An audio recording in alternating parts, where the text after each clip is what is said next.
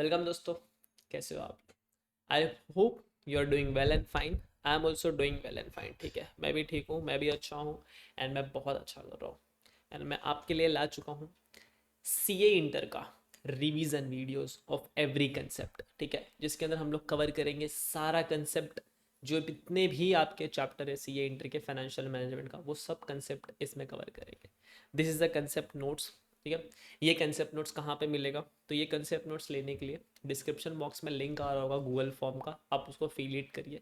जैसे आप उसको फिल इन करोगे, आपको एक लिंक जनरेट हो जाएगी और उस लिंक पे आप क्लिक करके ये जो नोट्स है, हैंड रिटन नोट्स है, वो आप ले सकते हो।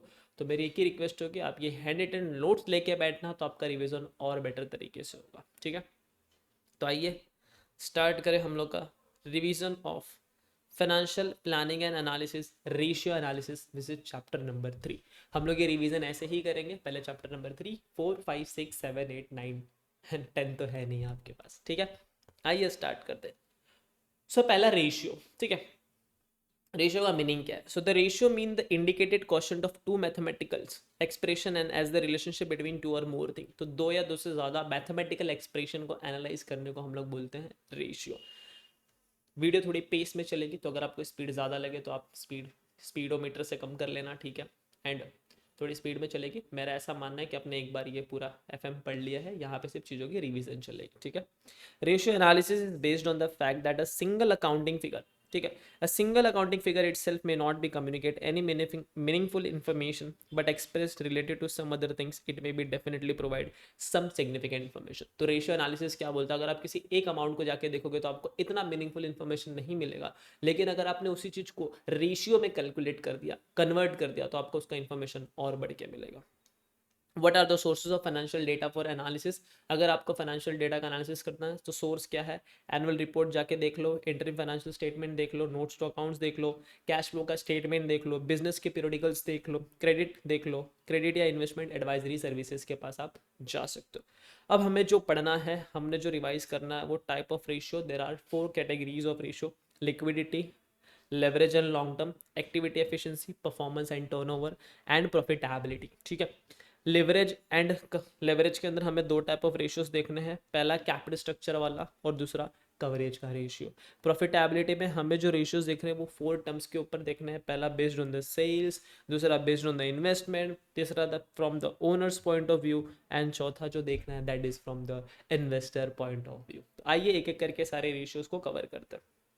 और ये कंसेप्ट नोट्स की एक खास बात ये है कि यहाँ पे मैंने सारे के सारे फॉर्मूलाज कवर अप किए हैं, प्लस इंटरप्रिटेशन के साथ कि वो रेशियो अगर ये बोला तो उसका मतलब क्या मिलेगा। ठीक है, सब लिखा। तो आइए फर्स्ट स्टार्ट करते हैं अपने लिक्विडिटी रेशियो और short term solvency are use synonymously. ठीक है, तो शॉर्ट टर्म सॉल्वेंसी बोलूँ या फिर लिक्विडिटी बोलूँ, दोनों को इंटरचेंजेबली हम यूज करते हैं। पहला, it means availability. It means what? It means ability of the business to pay short term liabilities. तो जितने भी शॉर्ट टर्म लाइबिलिटीज है उसको पे करने के लिए हम ये रेशियोज को चेकआउट करते हैं। Inability to pay of short term liabilities affect its credibility as well as its credit rating. तो अगर आप नहीं पे कर पाओगे तो क्रेडिट रेटिंग आपकी अफेक्ट होगी। लिक्विडिटी रेशियो में there are 5 type of ratio: current ratio, quick और एसिड टेस्ट, कैश और absolute liquidity, basic defence interval और interval measure and the net working capital. इतने टाइप ऑफ रेशियो हमें पढ़ने हैं। पहला हम लोग पढ़ते हैं करंट रेशियो। तो करंट रेशियो क्या बोला है एक बार देख लो। It is one of the best known measure for short term solvency and the most common measure also. तो ये शॉर्ट टर्म सॉल्वेंसी यानी लिक्विडिटी में आपको सिर्फ इतना समझना है कि अगर आपके जो लाइबिलिटीज हैं, अगर करंट लाइबिलिटी वाले आपके द्वार पे आ जाए, आपके घर आ जाए और करंट लाइबिलिटी वाले बोले कि give me our money back, तो क्या आपके पास उतना करंट एसेट्स है उनके लाइबिलिटी को पे ऑफ करने के लिए? इसके रिगार्डिंग पूरा लिक्विडिटी रेशियो डील करता है। ठीक है, तो पहला, the main answer of this ratio address, जो करंट रेशियो है वो कौन से क्वेश्चन को एड्रेस करता है? वो ये बोलता है कि does your business have enough current assets to meet the payment schedule of its current debt with a margin of safety for possible losses in current assets. क्या आपके बिजनेस के पास इतना पैसा है कि वो अपने करंट लायबिलिटीज को पे ऑफ कर पाए, अपार्ट फ्रॉम जो लॉसेज होंगे आपके करंट एसेट्स में? सर करंट एसेट्स में क्या लॉस होता है? अरे बेड डेट्स होता है ना डेटर के अंदर, वो वाले लॉस को हटाने के बाद। ठीक है, now in other words current ratio measures whether a firm has enough resource to meet its current obligation। और दूसरे शब्दों में बोला जाए तो क्या फर्म के पास इतना, क्या whether a firm has enough resource to meet its current obligation। तो जितने भी obligation यानी liabilities, जितने भी current liability है, अगर वो आ जाए तो क्या वो पैसा दे पाएंगे? करंट रेशियो का फॉर्मूला होता है current assets upon current liability, एकदम सिंपल, सी ए ऊपर सी एल नीचे, खत्म। करंट एसेट्स में क्या क्या आता है, करंट एसेट्स में ये सारे वैल्यूज आएंगे तो आपको ऐड कर लेना है। पहला इन्वेंट्री, दूसरा सन्ड्री डेटर, तीसरा कैश एंड बैंक बैलेंस, चौथा रिसीवेबल या अक्रूवल्स, फिर लोन्स एंड एडवांसेस, फिर डिस्पोजेबल इन्वेस्टमेंट और एनी अदर करंट एसेट्स। ये सब चीज़ों को आपको ऐड कर लेना है। करंट लायबिलिटी में क्या क्या आएगा, करंट लायबिलिटी में देख लो, creditors for goods and service add करना है, शॉर्ट टर्म लोन्स ऐड करना है, बैंक ओवरड्राफ्ट ऐड करना है, cash credit, outstanding expense, provision for taxation, yes tax के लिए अगर आपने प्रोविजन किया वो भी आपका करंट लायबिलिटी बनेगा। प्रपोज्ड डिविडेंड, अगर बोर्ड ऑफ डायरेक्टर ने मिलकर बोला कि हमें डिविडेंड बांटना है, अगर आपने उतने भी डिसीजन ले लिया वो भी आपका करंट लायबिलिटी में आएगा। प्लस अनक्लेम्ड डिविडेंड, अगर कोई शेयर होल्डर है उसने अपना डिविडेंड कंपनी से नहीं लिया है, कोई ऐसा डिविडेंड जो अनक्लेम्ड है बाय द शेयर होल्डर्स, वो भी यहाँ पे इंक्लूड होगा। और एनी अदर करंट लायबिलिटी ये भी आपको इंक्लूड करनी है। इंटरप्रिटेशन क्या है देख लो, इसी की वजह से ये नोट्स और फेमस होने वाला है। हर एक रेशियो के अंदर मैंने लिख के दिया कि इंटरप्रिटेशन क्या होगा। इंटरप्रिटेशन में सिंपल है, if your current ratio is 1.5, उसका मतलब क्या है देख लो, means for 1 rupees current liability I have 1 rupees का करंट एसेट्स, यानी 1 रुपए के करंट लाइबिलिटी के लिए मेरे पास 1.5 का करंट एसेट्स है, which is a very good thing. जो इंडस्ट्री है वो बोलता है कम से कम ये रेशियो 2:1 में होना चाहिए, यानी 1 रुपीज के लाइबिलिटी के लिए मेरे पास 2 रुपीज का करंट एसेट्स होना चाहिए। ये कौन बोलता है, इंडस्ट्री बोलती है।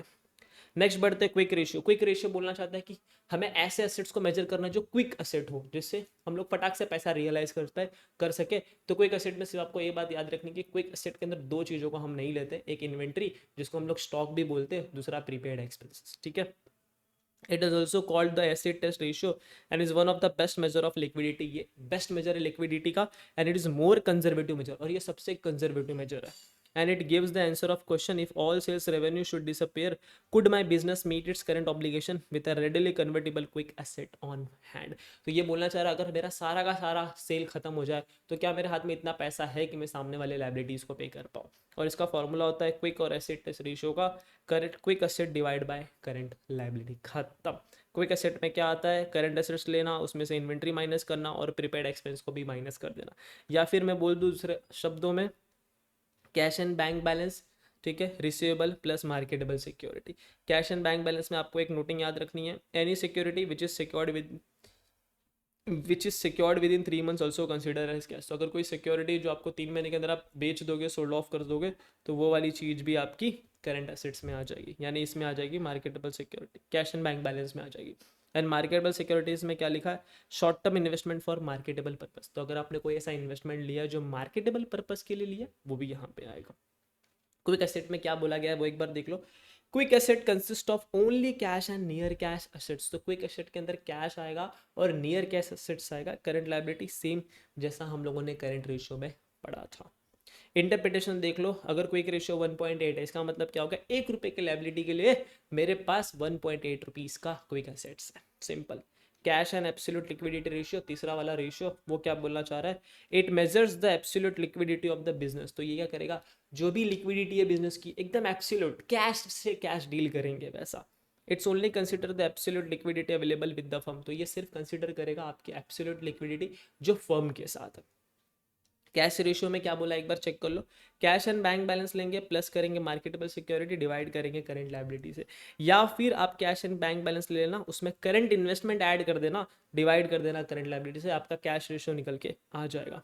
इंटरप्रिटेशन क्या है, अगर आपका कैश रेशियो 1.3 है, इसका मतलब 1 रुपीज के करंट लायबिलिटीज के बदले आपके पास 1.3 रुपीज का कैश रेशियो यानी लिक्विड कैश अवेलेबल है। नोट में क्या लिखा है, here we exclude inventory, receivable, prepaid expense. यहाँ पे हम 3 चीज़ों को निकाल लेते हैं, इन्वेंट्री हटा देते हैं, प्रीपेड एक्सपेंस हटा देते हैं, रिसीवेबल, ये तीनों के तीनों चीज़ों को हम हटा के साइड में रख देते हैं। बेसिक डिफेंस इंटरवल, अब ये जो रेशियो निकलेगा इसका आंसर नंबर ऑफ डेज में आता है। बेसिकली यही बोलना चाहता है कि हमारे हाथ में कितना लिक्विड एसेट, कितना क्विक एसेट पड़ा हुआ है, सो दैट हम अपने कितने दिन का खर्चा निकाल सकते हैं। अगर एग्जाम्पल एक दिन का मेरा खर्चा 500 रुपीज़ है और मेरे हाथ में 10,000 रुपीज़ है, इसका मतलब 10,000 डिवाइड बाय 500 यानी 20 डेज तक मैं अपना खर्चा, अपने कंपनी का खर्चा उठा सकता हूँ इन नटशेल में। इसका जो भी आंसर आएगा वो डेज में आएगा। It helps to determine the number of days for which the company can cover its cash expense without the aid of additional financing. बिना बाहर से पैसा लिए हुए कितना दिन मेरा कंपनी सर्वाइव कर सकता है अपने करंट खर्चे को उठाने के लिए। इसका फॉर्मूला क्या है, बेसिक डिफेंस इंटरवल, जिसको शॉर्ट में बोलते हैं BDI, ठीक है। फॉर्मूला है cash and bank balance plus करना नेट रिसीवेबल प्लस करना मार्केटेबल सिक्योरिटी इसका नेट रिसीवेबल का मतलब होता है gross minus bad debts minus कर देना, डिवाइड बाय करना operating expense divide by number of days. अब ये जो operating expense divide by number of days है, इसका मतलब यहाँ पे ये निकालना चाह रहे हैं कि डेली कितना अमाउंट आएगा, डेली खर्चा। या फिर आप ये वाला फॉर्मूला यूज कर सकते हो, current assets minus prepaid expense minus inventory, इन तीनों को हम लोगों ने क्विक असेट बोला था, divide by daily operating expense. Daily operating expense कैसे निकालेंगे, आपको कॉस्ट ऑफ गुड्स सोल्ड लेना है, उसमें ऐड करना है सेलिंग का खर्चा, एडमिन का खर्चा, जनरल खर्चा, लेकिन इसमें से आपको डेप्रीसिएशन वाला खर्चा और कोई भी नॉन कैश एक्सपेंडिचर है वो माइनस कर देना है। क्यों माइनस कर देना है, क्योंकि वो नॉन कैश वाले खर्चे होते हैं और उससे कोई भी बिजनेस से कैश नहीं जाता, तो आपको वो माइनस कर देना। वो ये वाला जो डेप्रिसिएशन का खर्चा और अदर खर्चा वो यहाँ कहीं पे इंक्लूड होगा, सेलिंग एडमिन में इंक्लूड होगा, तो आपको वहाँ से निकालना पड़ेगा। डिवाइड कर देना number of days in a year से, आपका आंसर आ जाएगा daily operating expense. Number of days in a year question में लिखा होगा, नहीं लिखा होगा तो आपको अज्यूम करना है या तो 360 डेज या तो 365 days, that's it. Interpretation is very simple. अगर आपका बीडीआई का आंसर 5.5 आ रहा है, इसका मतलब आप अपना खर्चा 5.5 डेज तक चला सकते हो बिना किसी बाहर से पैसा लिए हुए, सिंपल। अब बढ़ते हैं नेटवर्किंग कैपिटल की तरफ। Net working capital it is a more of a measure of cash flow than a ratio. ये रेशियो नहीं, एक कैश फ्लो की तरह होता है कि कितना अपने जेब से पैसा जाने वाला है, उसके रिगार्डिंग ये लोग बात करते हैं। तो देख लो, बैंक, जब भी बैंक आपको कोई भी पैसा देगी तो ये वर्किंग कैपिटल के ऊपर थोड़ा नज़र देखती है कि कितना वर्किंग कैपिटल है क्या नहीं, वो सब चीज़ें ये लोग देखते हैं। मिनिमम वर्किंग कैपिटल का रिक्वायरमेंट भी होता है बहुत सारे कंपनीज का कि आपका मिनिमम वर्किंग कैपिटल का जो क्राइटेरिया है 2:1 और 5:1 what ever the thing may be should be maintain. Net working capital निकालने के लिए आपको क्या करना है, करंट एसेट्स में से आपको माइनस करना है current liability. Very simple, current assets में से करंट लायबिलिटी माइनस करो और जो भी आपको करंट लायबिलिटी लेना है it is excluding short term bank borrowing. आपको बैंक बोरोविंग इस करंट लायबिलिटी में नहीं ऐड करना है, उसको हटा देना है, ठीक है। इंटरप्रिटेशन एकदम सिंपल है, अगर आपका नेट वर्किंग कैपिटल पॉजिटिव आ रहा है इसका मतलब ये बहुत अच्छी बात है, आपका करंट एसेट ज्यादा है करंट लायबिलिटी कम है। अगर आपका नेट वर्किंग कैपिटल नेगेटिव आ रहा है तो ये बहुत ही बैड साइन है, इसका मतलब आपका करंट एसेट्स कम है करंट लायबिलिटी ज्यादा है। आगे बढ़ते हैं, लॉन्ग टर्म सॉल्वेंसी लेवरेज और लॉन्ग टर्म ऑब्लिगेशन रेशियो। हमारा जो पहला पार्ट था, ये पहला बाबू जो था, पहला बाबू मान गया, ठीक है। पहला बाबू को हम लोग ने खाना खिलाने गए, पहला बाबू मान गया, लिक्विडिटी शॉर्ट टर्म रेशियो हो गया। अब हम लोग दूसरे वाले बाबू के पास जा रहे हैं। दूसरा वाला बाबू थोड़ा सा जाइंट है, बड़ा है, जिसके पास कैपिटल स्ट्रक्चर और कवरेज रेशियो दोनों चीज़ें। तो आओ हम लोग दूसरे बाबू के पास जाके उसको भी मनाते हैं। आ गए, देखो क्या लिखा है। Long term solvency ratio deal करता है बड़े बड़े लोन्स के बारे में, बड़ा अमाउंट के बारे में, यानी विद इन 1 ईयर वाला जो अमाउंट होता है उससे डील नहीं करता, 1 ईयर के बाद वाले अमाउंट से ये डील करता है। और यहाँ पे दो तरह की चीजें होते हैं, एक कवरेज रेशियो होता है, एक कैपिटल स्ट्रक्चर रेशियो होता है, दूसरा कवरेज रेशियो होता है, दोनों चीजें पढ़ेंगे। तो आइए, लॉन्ग टर्म सॉल्वेंसी से लेवरेज, लॉन्ग टर्म इसके अलग अलग नाम है, नामकरण है। It measures the long term stability and capital structure of the firm. तो ये क्या करता है, फर्म का कैपिटल स्ट्रक्चर और लॉन्ग टर्म स्टेबिलिटी मेजर करता है। This ratio indicate the mix of fund provided by owner and the assurance the lender of the long term fund with regard to। तो ये किससे डील करता है, owner के provided fund से, और जितने भी लेंडर्स उनको अश्योरिटी देता है कि आप टेंशन मत लो, आपका जो भी इंटरेस्ट का पेमेंट है वो आपको मिल जाएगा, जो भी आपका प्रिंसिपल का रीपेमेंट है वो भी आपको मिल जाएगा, don't worry about it. Leverage ratio में हमें ये सारे बच्चों के बारे में पढ़ना है, तो आइए एक एक करके सारे बच्चों को देखते हैं। पहला बच्चा बोल रहा है capital structure ratio. Capital structure ratio के बहुत सारे बच्चे, 6 बच्चे हैं इसके, ठीक है। तो आओ देखते हैं कैपिटल स्ट्रक्चर रेशियो क्या बोलना चाह रहा है। It provide an insight into the financial technique used by the business and focus as a consequence on a long term solvency position. तो ये लॉन्ग टर्म के बारे में सोचता है कि अगर डिवेंचर वाले अपना पैसा मांगने आ जाए तो क्या हमारे पास देने की अहमियत है, क्या हमारे पास देने का वर्थ है कि नहीं, ये सारी चीज़ों के बारे में डील करता है अपना कैपिटल स्ट्रक्चर रेशियो। सबसे पहला हम लोग जो रेशियो पढ़ेंगे वो इक्विटी रेशियो पढ़ेंगे। सिंपल सा है, मैंने पैसा डाला बिजनेस में 1000 रुपए, उसमें से मैंने इक्विटी में डाला 200 रुपए, तो मेरा इक्विटी रेशियो कितना होगा, 0.2, बात खत्म। देखो इक्विटी रेशियो क्या बोला है, it indicates the proportion of owners fund to total fund invested into the business, कि पूरा बिजनेस में पैसा डाला उसमें से कितना इक्विटी वालों ने डाला, हम लोग ने सिर्फ यही रेशियो इसमें निकालते हैं। And it is believe that the higher the proportion of owners fund lower is the degree of risk for potential lender. और ये ऐसा भरोसा रखता है जितना इक्विटी में पैसा ज़्यादा उतना लेंडर्स यानी जो हमने पैसा दिए हैं हम लोगों को, जो बाहर के लोगों ने हमारी कंपनी में जो पैसा दिया उनको रिस्क बहुत कम है। अच्छी बात है ना, क्योंकि हमारा पैसा ज़्यादा है, बाहर वालों ने पैसा कम डाला, तो कंपनी डूबेगी तो बाहर वालों का थोड़ी नुकसान होगा, अपना ही होगा, तो बाहर वालों का रिस्क कम है, वैसे बोला। Lesser the degree lower the degree of the potential lenders. Equity ratio निकालने का एकदम सिंपल सा फॉर्मूला है, आप शेयर होल्डर इक्विटी ऊपर रखो, शेयर होल्डर इक्विटी में क्या आएगा सारी चीज़ें देखेंगे। Share holder equity divide by net assets और कैपिटल एम्प्लॉयड, दोनों में से कोई एक अमाउंट लेना है, दोनों को मत ले लेना, बीच में ऐड मत कर देना, पूरा का पूरा आंसर गलत हो जाएगा। या तो आप नेट एसेट लो या तो आप कैपिटल एम्प्लॉयड लो। नेट एसेट्स को हम कभी कभी कैपिटल एम्प्लॉयड भी बोलते हैं। शेयर होल्डर इक्विटी में क्या क्या आएगा एक बार चेक कर लो। आपका इक्विटी शेयर कैपिटल आएगा, उसमें आप प्लस करोगे रिजर्व एंड सरप्लस, ठीक है। उसमें से आप एक्सक्लूड कर देना जितने भी आपके फिक्सटीशियस एसेट्स है। कौन से एसेट्स है? फिक्सटीशियस। आपने पढ़ा होगा फिक्सटीशियस एसेट्स के बारे में अकाउंट्स के अंदर, वो सारे एसेट्स आपको हटा देने हैं एक्सेट्रा। जो भी आपका नेट एसेट्स और कैपिटल एम्प्लॉयड है वो कैसा आएगा? सब कुछ नेट आएगा। नेट फिक्स एसेट्स लेंगे, नेट करेंट एसेट्स लेंगे। अब यहाँ पे ध्यान देना, जो भी आपका नेट फिक्स एसेट्स है उसमें क्या आएगा? आफ्टर डेप्रिसिएशन और एक्यूमुलेटेड डेप्रिसिएशन, ठीक है। तो जो भी आपका एक्यूमुलेटेड डेप्रिसिएशन और आफ्टर डेप्रिसिएशन उसको आपको माइनस कर देना है। एंड नेट करंट एसेट्स बोले तो current assets, net current assets मतलब current assets minus current liability, इसमें क्या आ जाएगा? आपका नेट करंट एसेट्स आ जाएगा। ओके, इंटरप्रिटेशन में देखो क्या लिखा है। अगर आपका इक्विटी रेशियो 0.75, अब नेट करंट एसेट्स में एक ऐसा भी चीज़ हो सकता है कि आपके जो बिल रिसीवेबल है वो 1000 है, ठीक है। उसमें से बैड डेट्स 500 है, तो नेट में इसमें से आप 1000 माइनस ये 500 कर देना तो भी चलेगा, ठीक है। इतना टेक्निकल चीज़ों पे सवाल नहीं आएगा, एकदम सिंपल से आएगा। बस आपको डायरेक्ट वैल्यू दे देंगे, आपको आंसर में फॉर्मूले में डाल के आंसर निकालना है। आगे बढ़ते हैं। If your equity ratio is 0.75 means net asset of ₹1 equity portion is 0.75। अगर आपका इक्विटी का रेशियो 0.75 आ रहा है, इसका मतलब क्या है? ₹1 के नेट एसेट्स पे आपका 0.75 रुपीज़ का इक्विटी है, और मैं बोल सकता हूँ 75% of net asset is my equity. तो 75% ऑफ नेट एसेट्स।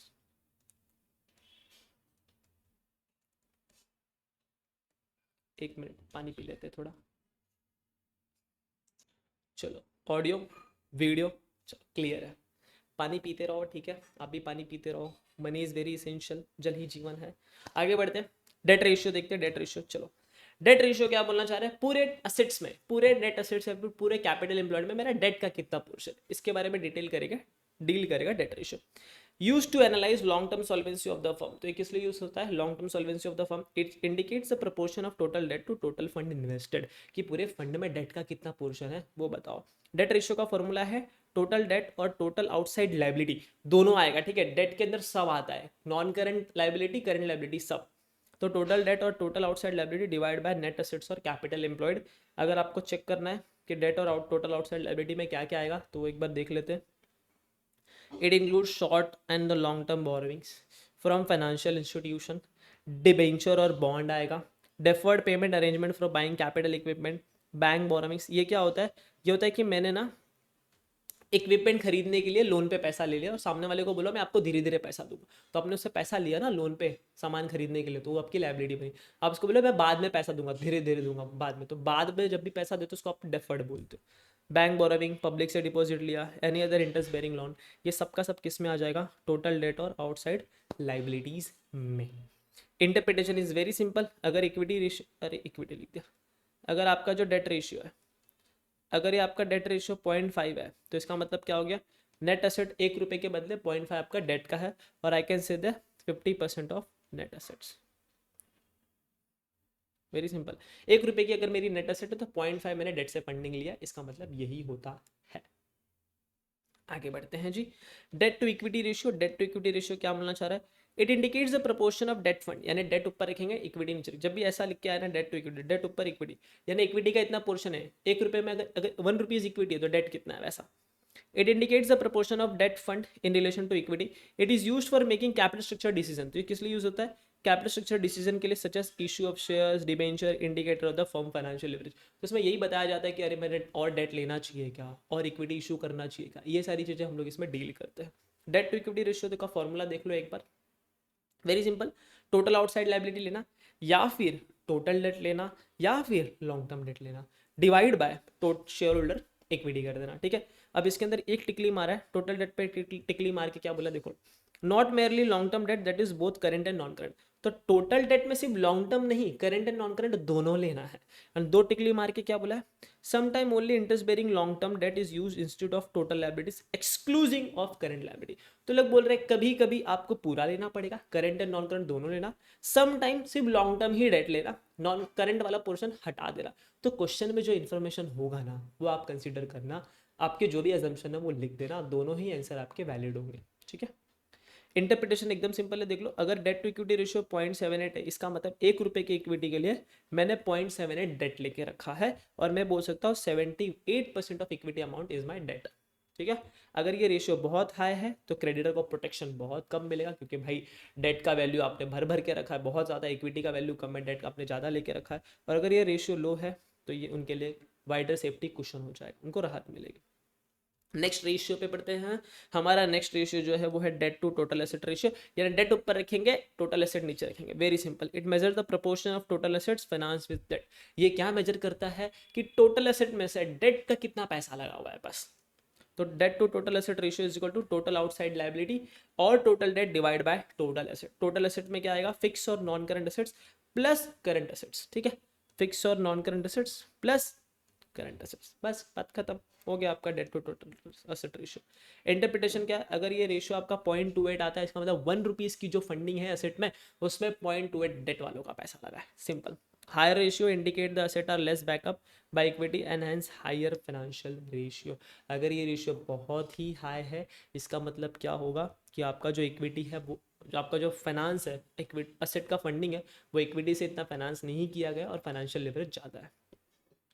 अब हम लोग बढ़ते हैं capital gearing ratio. Capital gearing ratio, इसका सिंपल सा फंडा है इसको याद रखने का कि ये कैपिटल के बारे में बात करता है। जिसके ऊपर हम लोग फिक्स पेमेंट देते हैं उसको ऊपर रखना है, जिसके ऊपर वेरिएबल पेमेंट उसको नीचे रखना है, बस अमाउंट को, ठीक है, टोटल कैपिटल को। द कैपिटल जिसके अंदर फिक्स पेमेंट जाता है वो ऊपर चल जाएगा, वो वाले कैपिटल जिसके अंदर वेरिएबल पेमेंट हो गया वो नीचे आ जाएगा। It shows the proportion of fix interest और dividend capital to fund belonging to equity share holder, that is equity fund और नेटवर्क। देखो फॉर्मूला एकदम सिंपल, कैपिटल गियरिंग रेशियो क्या बोलता है, preference share capital plus debenture plus other borrowed fund. इसके ऊपर हम लोग फिक्स रेट ऑफ इंटरेस्ट देते हैं, preference dividend pay fix dividend देंगे, ऊपर लिख दिया, डिवेंचर पे फिक्स इंटरेस्ट ऊपर लिख दिया, अदर फंड बोरोड फंड पे फिक्स देंगे ऊपर। तो ये बोलता है कि fixed portion divide by variable portion, ऐसा कर लो। इक्विटी शेयर कैपिटल पे डिविडेंड मिलेगा नहीं मिलेगा क्या पता, रिजर्व में सरप्लस क्या पता, माइनस उसमें से लॉस करता। तो बोलने का variable capital fix capital divide by variable capital, एकदम सिंपल लॉजिक, याद करने का तरीका। अगर इसका रेशियो का आंसर 1.4 आता है, means for variable payment of capital of ₹1 there is 1.4 of fix payment capital, higher ratio में इंडिकेट मोर रिस्क। तो अगर इसका आंसर आ रहा है 1.4, तो अगर आप ₹1 वेरिएबल का पेमेंट कर रहे हो, ₹1 टूवर्ड्स वेरिएबल कैपिटल पे पेमेंट करो, तो उसके लिए आपको 1.4 फिक्स वाले पे कैपिटल पे खर्चा करना पड़ेगा पोर्शन पे। और ज़्यादा अगर ये रेशियो ज़्यादा, इसका मतलब ज़्यादा रिस्क है। अब हम लोग बढ़ते हैं प्रोप्राइटरी रेशियो। प्रोप्राइटरी रेशियो बोले तो मालिकों का रेशियो, मतलब इसका प्रोप्राइटरी का मतलब होता है ना मालिक, वैसा। तो वो लोग ये भी सेम है कि टोटल एसेट में से प्रोप्राइटरी वालों ने, यानी प्रोप्राइटरी का कितना पैसा लगेगा, तो देख लो एक बार।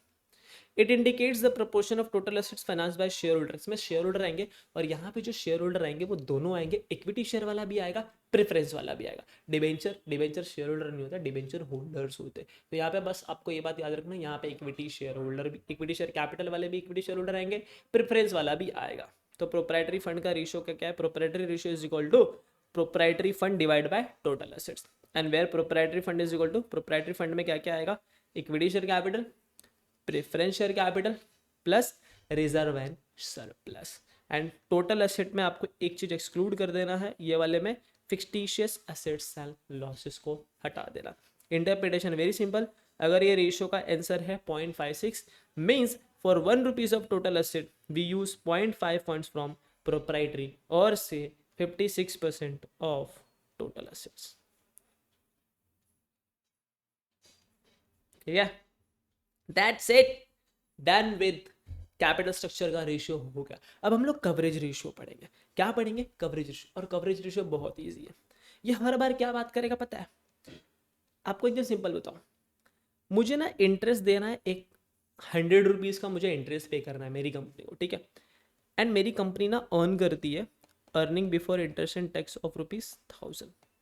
अब मुझे देखना है कि मुझे पे करना है ₹100, मेरी कंपनी अर्न कर रही है ₹1000, तो कितना कवर कर रही है इंटरेस्ट का। तुम लोग कवर करने के लिए सिंपल है ना, कितने टाइम्स कवर कर रही है, तो मैं बोलूँगा ABIT ऊपर इंटरेस्ट नीचे, तो मुझे पता चल जाएगा कि कितने टाइम कवर कर रही है। हाँ, अरे ये तो 10 टाइम्स कवर कर रही है, अच्छा यही होता है कवरेज। कवरेज रेशियो मतलब जो भी मेरे खर्चे हो रहे हैं, उस खर्चे को कवर करने के लिए कितना मैं अर्निंग कर रहा हूँ, कितने times of I am earning, बस that's it. Coverage ratio done. अब जस्ट फॉर्मूले में आंसर लिखना है, आंसर आ जाएगा। देखो coverage ratio this measures the firm's ability to service the fix liability, ठीक है, जो भी आपकी फिक्स लाइबिलिटी है उसको पे करने के लिए कितना फर्म अर्न कर रही है। It establish the relationship between the fix claim and what is normally available out of which this claims are to be paid. तो इस्टैब्लिश करता है रिलेशनशिप बिटवीन कि फिक्स मेरे को इतना पे करना है और मेरे पास कितना पैसा अवेलेबल है। फिक्स क्लेम कंसिस्ट ऑफ, अब फिक्स क्लेम में क्या क्या आएगा वो देख लो। फिक्स क्लेम में आती है 3-4 चीज़ें, लोन के ऊपर का इंटरेस्ट, प्रिंसिपल का एमोर्टाइजेशन, प्रिंसिपल कम होता है वो वाला एक चीज़।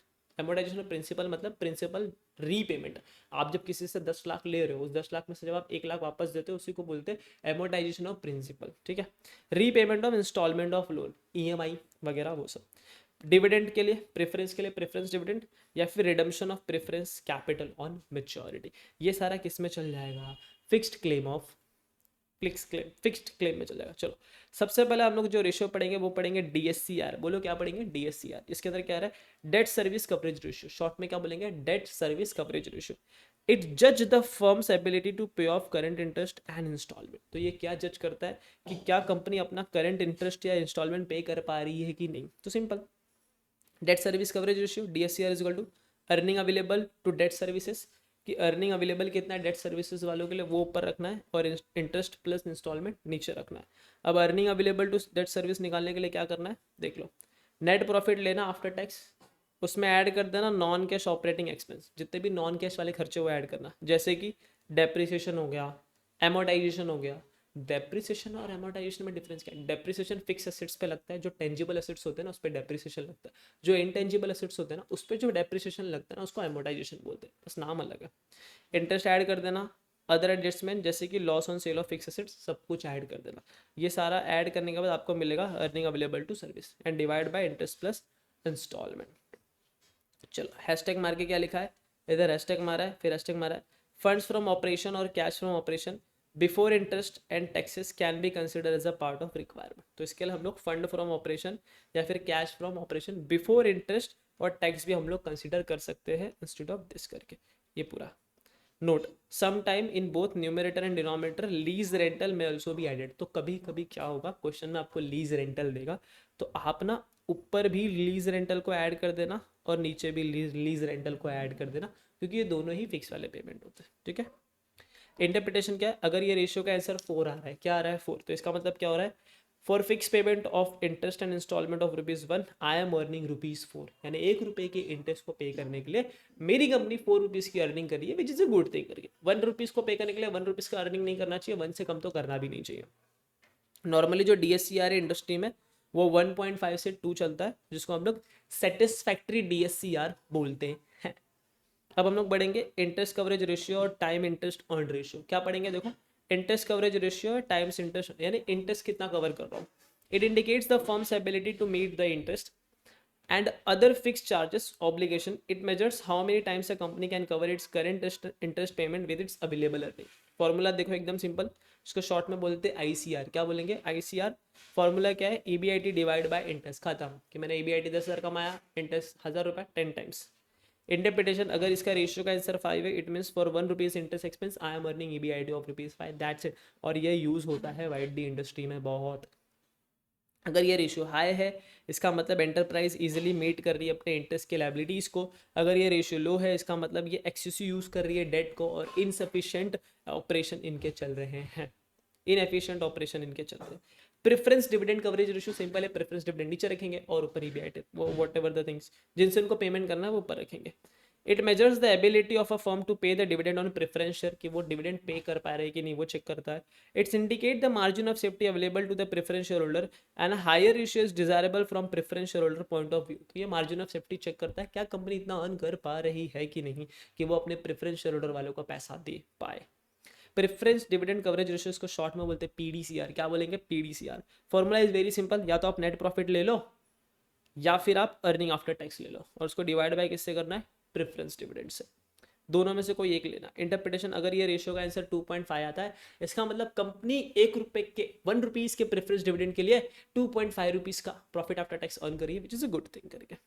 सिमिलरली अगर आप चाहो तो इक्विटी डिविडेंड कवरेज रेशियो में निकाल सकते हो, बट इक्विटी डिविडेंड निकालने के लिए आपको अर्निंग आफ्टर टैक्स लेना है, उसमें से आपको प्रेफरेंस डिविडेंड माइनस करना है, तब जाके जो बचा हुआ पैसा वो किसके लिए बचेगा, इक्विटी वालों के लिए। फिर आप डिवाइड कर देना उसको इक्विटी डिविडेंड से, तो आपको क्या मिल जाएगा, ईडीसीआर। डन। फिर लास्ट का एक रेशियो आता है फिक्स्ड चार्ज कवरेज रेशियो। ये क्या बोलता है, जो भी फिक्स चार्ज है उसको आप नीचे रखो और इसके लिए आप जितना अर्न कर रहे हो वो ऊपर रखो। तो देख लो, it shows how many times the cash flow before interest and taxes cover all fixed financing charge. तो फिक्स फाइनेंसिंग चार्ज का जो फॉर्मूला होता है वेरी सिंपल, EBIT लेना है प्लस डेप्रिसिएशन, क्योंकि डेप्रिसिएशन एक नॉन कैश एक्सपेंस होता है, इसके लिए उसको ऐड बैक कर देते हैं, डिवाइड बाय इंटरेस्ट और रीपेमेंट ऑफ लोन, उसको डिवाइड कर देना। अगर इसका आंसर 4.5 आ रहा है, इसका मतलब fix charge for 1 rupees you are earning 4.5, which is very good thing. That's it. अब कुछ नोटिंग है इस रेशियोज को कैलकुलेट करने के लिए, वो देख लो। अगर मैं बोलूँ EBIT, इसका मतलब होता है PBIT, यानी earning before tax, earning before interest and tax is equal to profit before interest and tax. अगर मैं बोलूँ EAT, उसका मतलब, अगर मैं बोलूँ अर्निंग आफ्टर टैक्स, मतलब प्रॉफिट आफ्टर टैक्स लिखा तो डरना नहीं, इसका मतलब भी होता है अर्निंग आफ्टर टैक्स, यानी अर्निंग के जगह पे I can use the term profit. EBT बोला, earning before tax, it means profit before tax. उसके बाद ratios shall be calculated based on the requirement and availability of the information and may deviate from original formula if required assumption should be given। जो ratios निकाल रहे हो ना, वो जो information आपको एग्जाम के क्वेश्चंस में दी हुई होगी ना, उसी बेस पे आपको निकालना। अगर आपको लग रहा है कुछ फॉर्मूला चेंज हो सकता है, आपको करना पड़ेगा, क्योंकि जितने इन्फॉर्मेशन आपको on the basis of that he आपको अपने रेशियोज निकालने पड़ेंगे। और ये जो फॉर्मूला है सिर्फ नॉर्मली दिया हुआ, बट मोस्ट प्रोबेबली सारे क्वेश्चन इन फॉर्मूले से सॉल्व हो जाते हैं। Numerator should be taken in correspondence with the denominator and vice versa. तो जब अगर न्यूमरेटर हो तो आपको डील करते टाइम न्यूमरेटर डिनोमिनेटर दोनों को देखना पड़ेगा। That's it. ठीक है, पानी पी ले क्या? पी लेते हैं। तो अब तक हम लोग का सॉल्वेंसी रेशियो और लिक्विडिटी रेशियो खत्म हो चुका है। अब हम लोग जा रहे हैं पढ़ने next ratios, which are activity, efficiency, performance and the turnover ratio. जब भी टर्नओवर सुनो ना, सेल्स को ऊपर डाल देना, ठीक है? सेल्स या फिर उसके रिलेवेंट जो भी चीज़ है उसको ऊपर डाल देना। जैसे अगर मैं बोलूँ रिसीवेबल, तो आपको क्रेडिट सेल्स ऊपर डालना पड़ेगा। पेबल्स बोला तो क्रेडिट परचेस ऊपर डालना पड़ेगा। अगर मैंने बोला स्टॉक इन्वेंट्री, तो आपको कॉस्ट ऑफ गुड्स सोल्ड ऊपर डालना पड़ेगा। ये बोलना क्या चाहता है टर्नओवर, एकदम सिंपल सा टर्नओवर का मतलब बताता हूँ। ये सिर्फ यही बोला। अगर मैंने बोला असेट टर्नओवर रेशियो, तो ये क्या बोलना चाहता है पता है? कि अगर आपने असेट में ध्यान से देखना, ठीक है, ₹100 डाला है, ठीक है, एंड आपको सेल्स जनरेट होके मिल रहा है ₹500 का। इसका मतलब आपका ₹100 के असेट ने कितने का सेल जनरेट किया? 500 का। तो आपका जो ₹100 का असेट था, उसने कितने टाइम्स ऑफ सेल जनरेट किया? 5 टाइम्स। तो मैं बोलूँगा मेरा असेट टर्नओवर रेशियो 5 है, इसका मतलब जितना भी पैसा मैंने असेट में डाला उसने 5 टाइम्स ऑफ सेल्स जनरेट करके दिया। बस इसी को बोलते हैं हम लोग असेट रेशियोज, टर्नओवर रेशियोज। चलो पढ़ते हैं। तो इसके बहुत सारे नाम है, ये इसके सारे ये जितने भी नाम है सब इसी के नाम है। और इसको दूसरा नाम बोलते हैं asset management ratios also. Got it, everything is recorded. चलो आगे बढ़ते हैं। It is use to evaluate the efficiency with which the firm manage and utilise its assets. तो अपने फर्म अपने मैनेजर्स एसेट्स कैसे कर रहा है वो सारी चीज़ों पे ध्यान देते हैं। Usually indicate frequency of sales with respect to its assets. Asset के रिगार्डिंग बहुत सारा चीज़ें इसमें चलता है। The asset may be capital asset, working capital और द एवरेज इन्वेंट्री असेट, कुछ भी हो सकता है। This ratios are calculated with reference to sales, cost of goods sold और express in the terms of rate और टाइम्स। तो ये या तो टर्नओवर रेट पे चलेगा, या तो टाइम्स पे चलेगा, या तो नंबर ऑफ डेज पे चलता है। ठीक है, चलो अब एक्टिविटी और एफिशिएंसी में कितने रेशियोज हमको पढ़ने हैं वो देख लो। आपको पढ़ना पड़ेगा asset turnover ratio, fix asset turnover ratio, capital turnover या फिर नेट असेट टर्नओवर रेशियो, फिर करंट असेट टर्नओवर पढ़ना पड़ेगा, फिर एक पढ़ना पड़ेगा वर्किंग कैपिटल टर्नओवर रेशियो। इन सब में रेशियो वर्ड मैंने मिसिंग कर दिया, बट सबके अंदर रेशियो लगता है। एंड जो वर्किंग कैपिटल रेशियो, उसके 3 बच्चे आपको और पढ़ने पड़ेंगे। इन्वेंट्री या टर्नओवर रेशियो बोल दो, या फिर आप रिसीवेबल या डेटर टर्नओवर रेशियो बोल दो, या तो आप पेबल या क्रेडिटर टर्नओवर रेशियो बोल दो। आगे बढ़ते हैं। सबसे पहला पढ़ेंगे टोटल एसेट टर्नओवर रेशियो, यानी टोटल एसेट मेरा कितना सेल जनरेट करके दे रहा है वो वाला रेशियो। ठीक है, तो it measures the efficiency with which the firm uses its total asset and it gives the answer of question what sales are being generated by each rupee of worth of asset invested into the business. यानी मेरे 1 रुपए ने कितना asset, 1 रुपए जब मैंने total asset में invest किया उसने मुझे कितने रुपए का सेल जनरेट करके दिया, ये मेरा बात करता है total asset turnover ratio. Formula is very simple, total asset turnover ratio is equal to sales लिख दो, या फिर आप cost of goods sales cost of goods sold लिखो। अगर आपके पास सेल्स नहीं है तो आप cost of goods sold use कर सकते हो, डिवाइड बाय टोटल एसेट कर देना, आपको आपका आंसर मिल जाएगा। Interpretation is very simple. अगर ये रेशियो का आंसर 7.5 आता है, इसका मतलब क्या हो गया? Investment of ₹1 in total asset will able to generate the sales of rupees 7.5, or I can say 5 times, or I can say the 7.5 times of sales generated. ठीक है, 7.5 टाइम्स मेरा सेल्स जनरेट हो चुका है. आगे, अगर ये रेशियो हाई है it means it indicate the efficient utilisation of total asset in generation of sales. अगर हाई रेशियो है इसका मतलब आपके एसेट ने बहुत अच्छा काम किया सेल्स को जनरेट करने में. अगर ये रेशियो लो है it indicates total assets are not efficiently used by to generate sales. चलो फिक्स एसेट टर्नओवर रेशियो देख लेते हैं. फिक्स एसेट भी एकदम सिंपल, नीचे फिक्स एसेट लिखेंगे, ऊपर सेल्स या फिर कॉस्ट ऑफ गुड्स सोल्ड लिखेंगे. It measures the efficiency with which the firm uses its fix assets and it is about fix assets capacity. ठीक है, formula is very simple, fix asset turnover ratio is equal to sales और cost of goods sold divide by fix asset. अगर इसका answer का ratio 3.5 है इसका मतलब 1 rupees invested in fix assets will able to generate the 3.5 rupees का sales. ठीक है, high ratio indicate efficient utilisation of fix assets in generating sales. फिर हम बढ़ेंगे कैपिटल टर्नओवर रेशियो या फिर हम बोल सकते हैं नेट एसेट टर्नओवर रेशियो. तो जो आपका कैपिटल टर्नओवर रेशियो है मतलब कैपिटल नीचे रखेंगे सेल्स ऊपर रखेंगे, और जब भी कैपिटल की बात है तभी आपको नेट एसेट या कैपिटल एम्प्लॉयड कंसीडर करना है. क्या लिखा है देखो, it indicates the firm's generate sales per rupee of long term investment. यानी अगर मैंने 1 रुपये लॉन्ग टर्म में पैसा डाला तो वो कितना मेरा सेल्स जनरेट करके दे रहा है. And net assets equal to capital employed, यहाँ पे net asset is equal to capital employed some time ऐसे करके हम बोल सकते हैं. कैपिटल टर्नओवर रेशियो का फॉर्मूला है सेल्स और COGS divide by net asset और कैपिटल एम्प्लॉयड.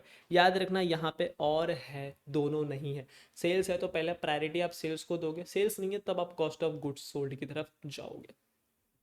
अगर ये रेशियो का आंसर 3 आ रहा है इसका मतलब 1 rupees invested in capital employed और net asset will able to generate the sales of rupees 3. Simple. अगर मैं बोलूँ करंट एसेट टर्नओवर रेशियो तो सिंपल है, नीचे करंट एसेट लिख देंगे, ऊपर सेल्स या सीओजीएस लिख देंगे. ये क्या बोल रहा है, it measures the efficiency of using the current assets by the firm, कि करंट एसेट यूज करके फर्म कितना सेल्स जनरेट कर रहा है उसके रिगार्डिंग ये डील करता है. इंटरप्रिटेशन इज वेरी सिंपल, अगर इसका आंसर 1.5 है इसका मतलब 1 rupees invested in current assets will able to generate the sales of 1.5. चलो वर्किंग कैपिटल टर्नओवर रेशियो एकदम सिंपल, वर्किंग कैपिटल नीचे सेल्स और कॉस्ट ऑफ सेल्स ऊपर, एकदम सिंपल था ना. एक बस समझ में आना चाहिए, बाकी सब इजी है. नाम है, नाम से उसका काम है. It measures how effective a company is generating sales for every rupee of working capital put to use. तो 1 रुपया अगर मैंने वर्किंग कैपिटल में डाला है उससे मेरा कितना सेल्स जनरेट करके मिल रहा है, उसके लिए मैं ये वर्किंग कैपिटल टर्नओवर रेशियो देखूँ. इंटरप्रिटेशन इज वेरी सिंपल, अगर ये रेशियो का आंसर 1.8 है इसका मतलब 1 rupees invested in working capital will able to generate a sales of 1.8 rupees. That's it. चलो अगर ये रेशियो बहुत हाई है इसका मतलब मोर एफिशिएंट यूज हो रहा है आपके वर्किंग कैपिटल का. अगर ये लो है इसका मतलब आपको एडिशनल वर्किंग कैपिटल लेने की जरूरत पड़ेगी. Indicate that the company needs to raise the additional working capital for the future needs and is missing. चलो आगे, important common note for all. अब ये सबके लिए ना कॉमन नोट, कॉमन नोट किसके लिए, ये जितने भी रेशियो भी हम लोग ने पढ़े ना, ये पांचों बच्चे जितने भी पढ़े ये सबके लिए कॉमन नोट.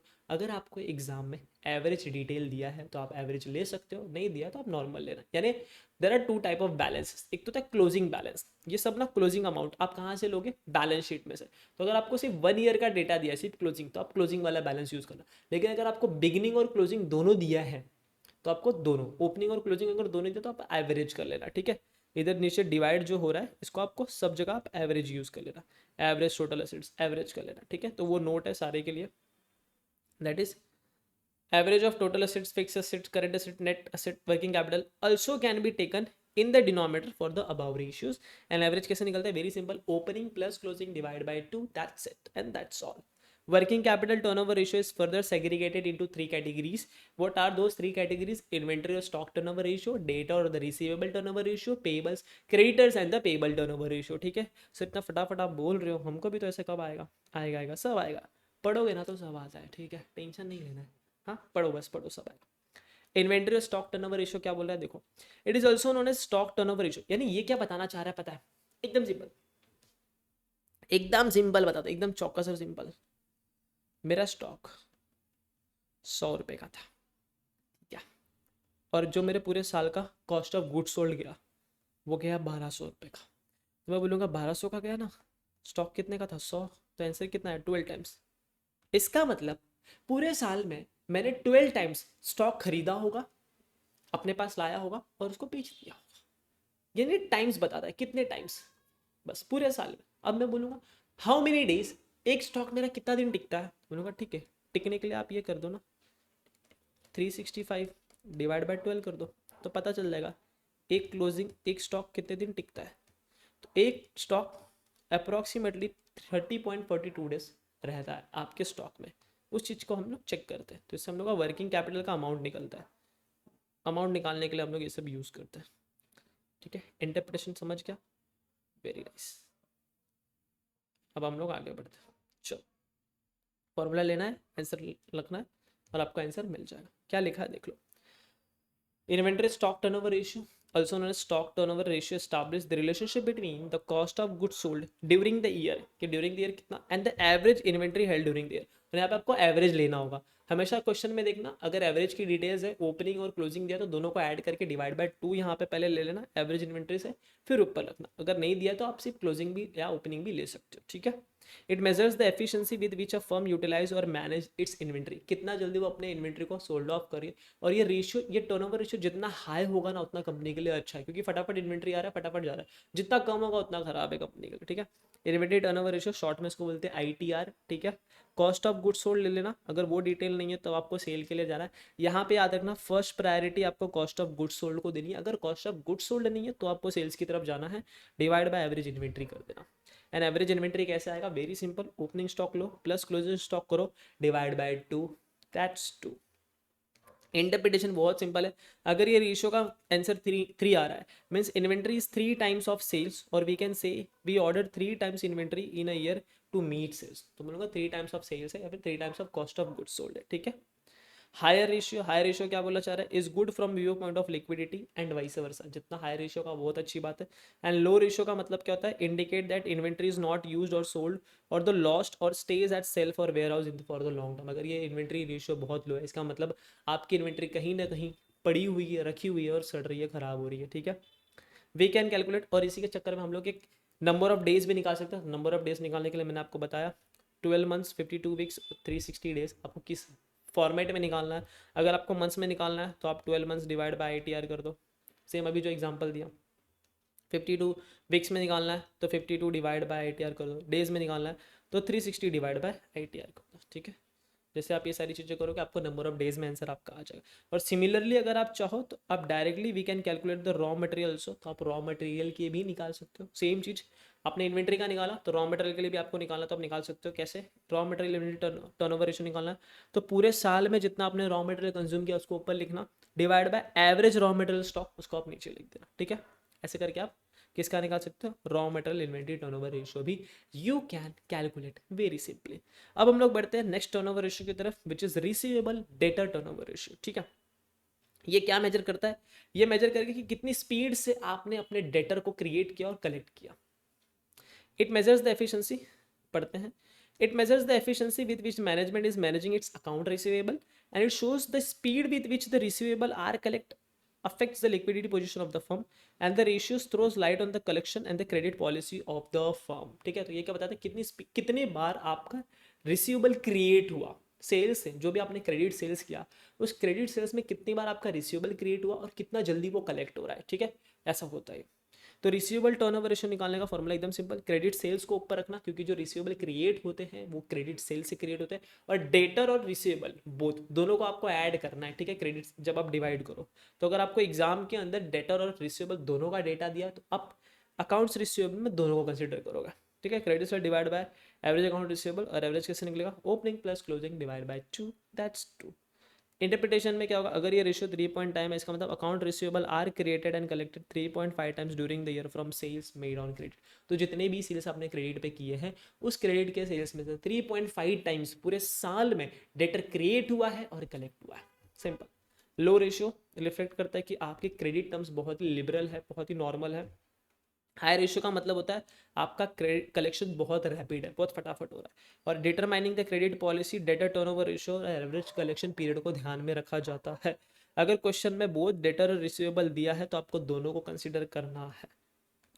उसके बाद सिमिलरली आप चाहिए तो एक डेटर वेलोसिटी, वेलोसिटी मतलब नंबर ऑफ डेज रिसीवेबल कि कितने दिन में मेरे रिसीवेबल कलेक्ट हो रहे हैं, वो भी आप निकाल सकते हो, जिसको एवरेज कलेक्शन पीरियड बोलते हैं। एकदम सिंपल, 12 मंथ 52 360 ऊपर रखो, divide by receivable turnover ratio लिख दो। या फिर आपको उसको दूसरे तरीके से निकाल सकते हो कि एवरेज अकाउंट रिसीवेबल क्या है, पहले तो आप वो निकाल लो, ठीक है। Average account receivable divide by average daily credit sales, कि आप डेली कितना क्रेडिट कर रहे हो। तो एवरेज निकाल लिया आपने, that is opening plus closing divide by 2, divide by average daily sales कर देना, तो भी आपको पता चलेगा कितने डेज में आपका कलेक्शन होगा। इससे जो आंसर आएगा वो नंबर ऑफ डेज में आएगा। And average daily credit sales निकालने के लिए आप क्या करोगे, credit sales divide by number of days in a year कर देना। सेम अगर आपको रिसीवेबल आ गया तो पेबल भी एकदम सिंपल है, पेबल और creditor turnover ratio is equal to, it measure how fast a company will able to pay कितना कर रही है वो अपने क्रेडिटर्स को। तो payable creditor turnover ratio is equal to annual net credit purchase, याद रखना यहाँ पे नेट क्रेडिट परचेस लेना है, ऊपर भी नेट क्रेडिट सेल्स ही आपको लेना है, divide by average accounts payable, ठीक है।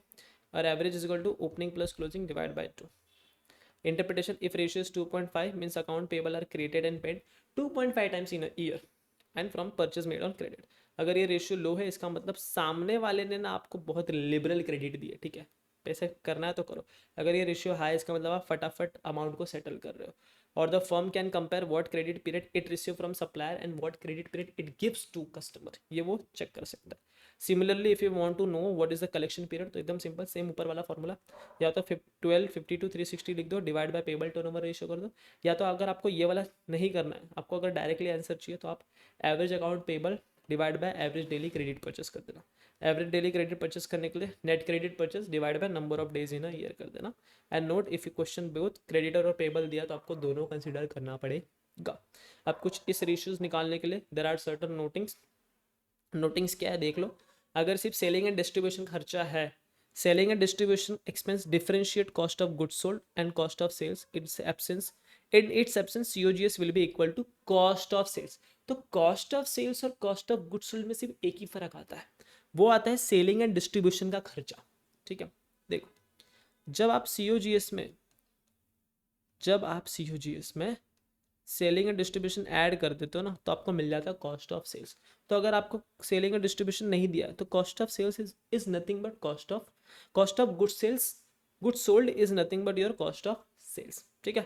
तो एकदम सिंपल, only selling and distribution expense ही डिफरेंशिएट करता है COGS और COS को। अगर आपका इन इट्स एब्सेंस अगर सेलिंग एंड डिस्ट्रीब्यूशन का खर्चा नहीं है तो COGS will be equal to cost of sale. We can consider cost of goods sold and cost of sales to calculate turnover ratio, eliminating profit part। profit को हटा के आपको solve करना है। Average of total asset, fixed asset, current asset, net assets, working capital also can be taken in denominator while calculating the above ratios। In fact, when average figures of total asset, net asset, capital employed, shareholder fund are available, it may prefer to calculate ratio by using this information। तो अगर कभी भी आपको उसके average information दिया है, beginning amount दिया है, ओपनिंग अमाउंट दिया है, तो आप उसको कंसिडर करके एवरेज इन्फॉर्मेशन पे अपने आंसर को कंसिडर कीजिए। Fourth one is ratios shall be calculated based on the requirement and availability of the information, तो they can deviate। तो जो भी रिक्वायरमेंट है, जो भी अवेलेबल इन्फॉर्मेशन है, आपको on the basis of that आपके रेशियोज निकालने होंगे। अगर कुछ फॉर्मूला में चेंजेस करने पड़े तो थोड़ा बहुत आप करके आंसर निकाल सकते हो, और जो भी आपकी अजम्पशंस है वो आपको कोट करना पड़ेगा, ठीक है। Done.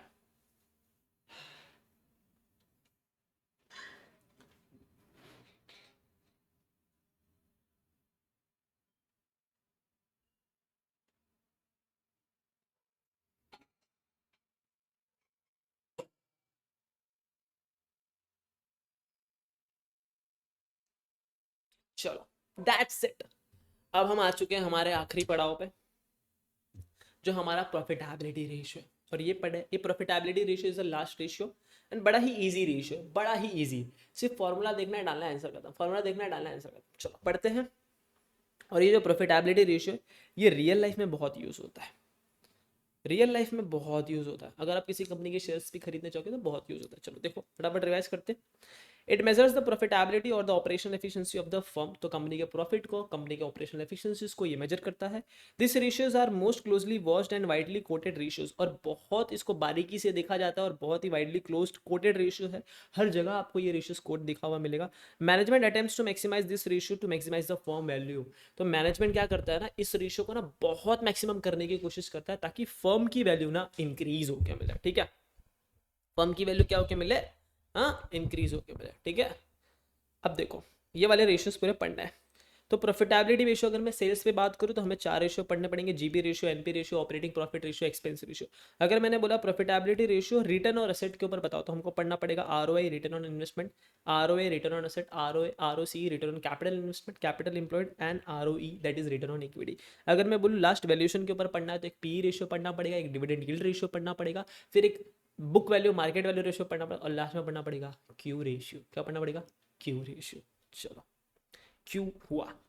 Where the word margin is use, कहीं पे भी अगर आपको मार्जिन वर्ड यूज हुआ है then we will be in then your answer will be in percentage form. तो अगर कहीं पे भी मार्जिन वर्ड लिखा हुआ है, कहीं पे भी अगर आपको मार्जिन शब्द है तो वहां पे आपका आंसर परसेंटेज में आएगा। ठीक है। प्रॉफिटेबिलिटी रेशियो सेल्स पे निकालते हैं, वेरी सिंपल। अगर मैं बोलूँ ग्रॉस प्रॉफिट रेशियो या फिर gross profit margin, it measures the percentage of each sale in rupee remaining after payment of goods sold and GP margin depends on the relationship between sale price volume and cost. तो gross profit एकदम simple, जो भी मैंने सामान खरीदा उस सामान को बेचने के बाद मेरे हाथ में कितना बचा। मैंने 1 रुपए के सेल में, अगर मैंने 1 रुपीज़ का सेल किया, मुझे सामान जिस सेल करने के लिए जो मैंने सामान खरीदा था, मटेरियल खरीदा था, जो मैंने मटेरियल में पैसा लगाया था, अगर वो मैंने 0.75 लगाया, वो माइनस करने के बाद जो 0.25 बच गया वही मेरा ग्रॉस प्रॉफिट है। That's it. Gross profit ratio का फॉर्मूला है gross profit divide by sales multiply by 100। Interpretation is very simple. अगर इसका आंसर आ रहा है 30%, इसका मतलब 1 रुपीज के सेल में आप 0.3 का आपका ग्रॉस मार्जिन है। ठीक है। High gross profit margin is a favourable sign of good management. Management मैंने क्या लिखा है? मैनेजमेंट। ठीक है, हो जाती है गलतियां, ठीक है, इंसान है हम भी। मजे मरो। चलो net profit ratio, net profit ratio या फिर नेट प्रॉफिट मार्जिन, अगर दोनों में से कोई भी आए तो आपको सेम आंसर लेना है। It measures the relationship between the net profit of sales and the business and the net profit ratio finds the proportion of revenue that find its way into profit after meeting all the expense. तो net profit कैसे आता है? पहले आपका sales आएगा, फिर आपने cost of goods sold minus किया, ग्रॉस प्रॉफिट आता है, फिर आप सारे ऑफिस के खर्चे, एडमिन का खर्चे, डेप्रिसिएशन का खर्चे, एम्प्लॉय के खर्चे सब हटाते हो, तब जाके आपका नेट प्रॉफिट आता है। और नेट प्रॉफिट को सेल करेंगे, डील करेंगे सेल से। So net profit ratio is equal to net profit divide by sales multiply by 100, या फिर आप बोल सकते हो earning after tax divide by sales multiply by 100। ठीक है, जो भी आंसर आएगा परसेंटेज में आएगा।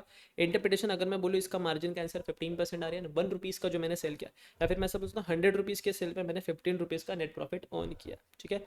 High net profit margin indicate positive return from the business. अगर ये हाई है इसका मतलब मुझे पॉजिटिव रिटर्न अर्न हो रहा है।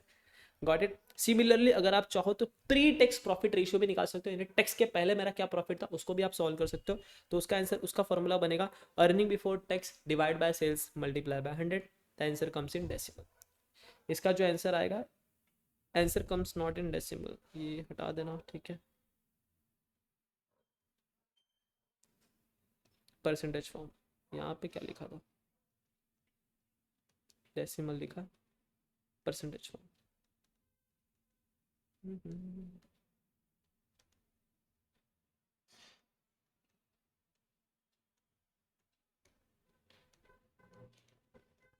ठीक है, चलो अब हम लोग बढ़ेंगे operating profit ratio. Operating profit क्या होता है ना, simple, sales minus cost of goods sold, gross profit, फिर आप ऑपरेटिंग खर्चे माइनस करते हो।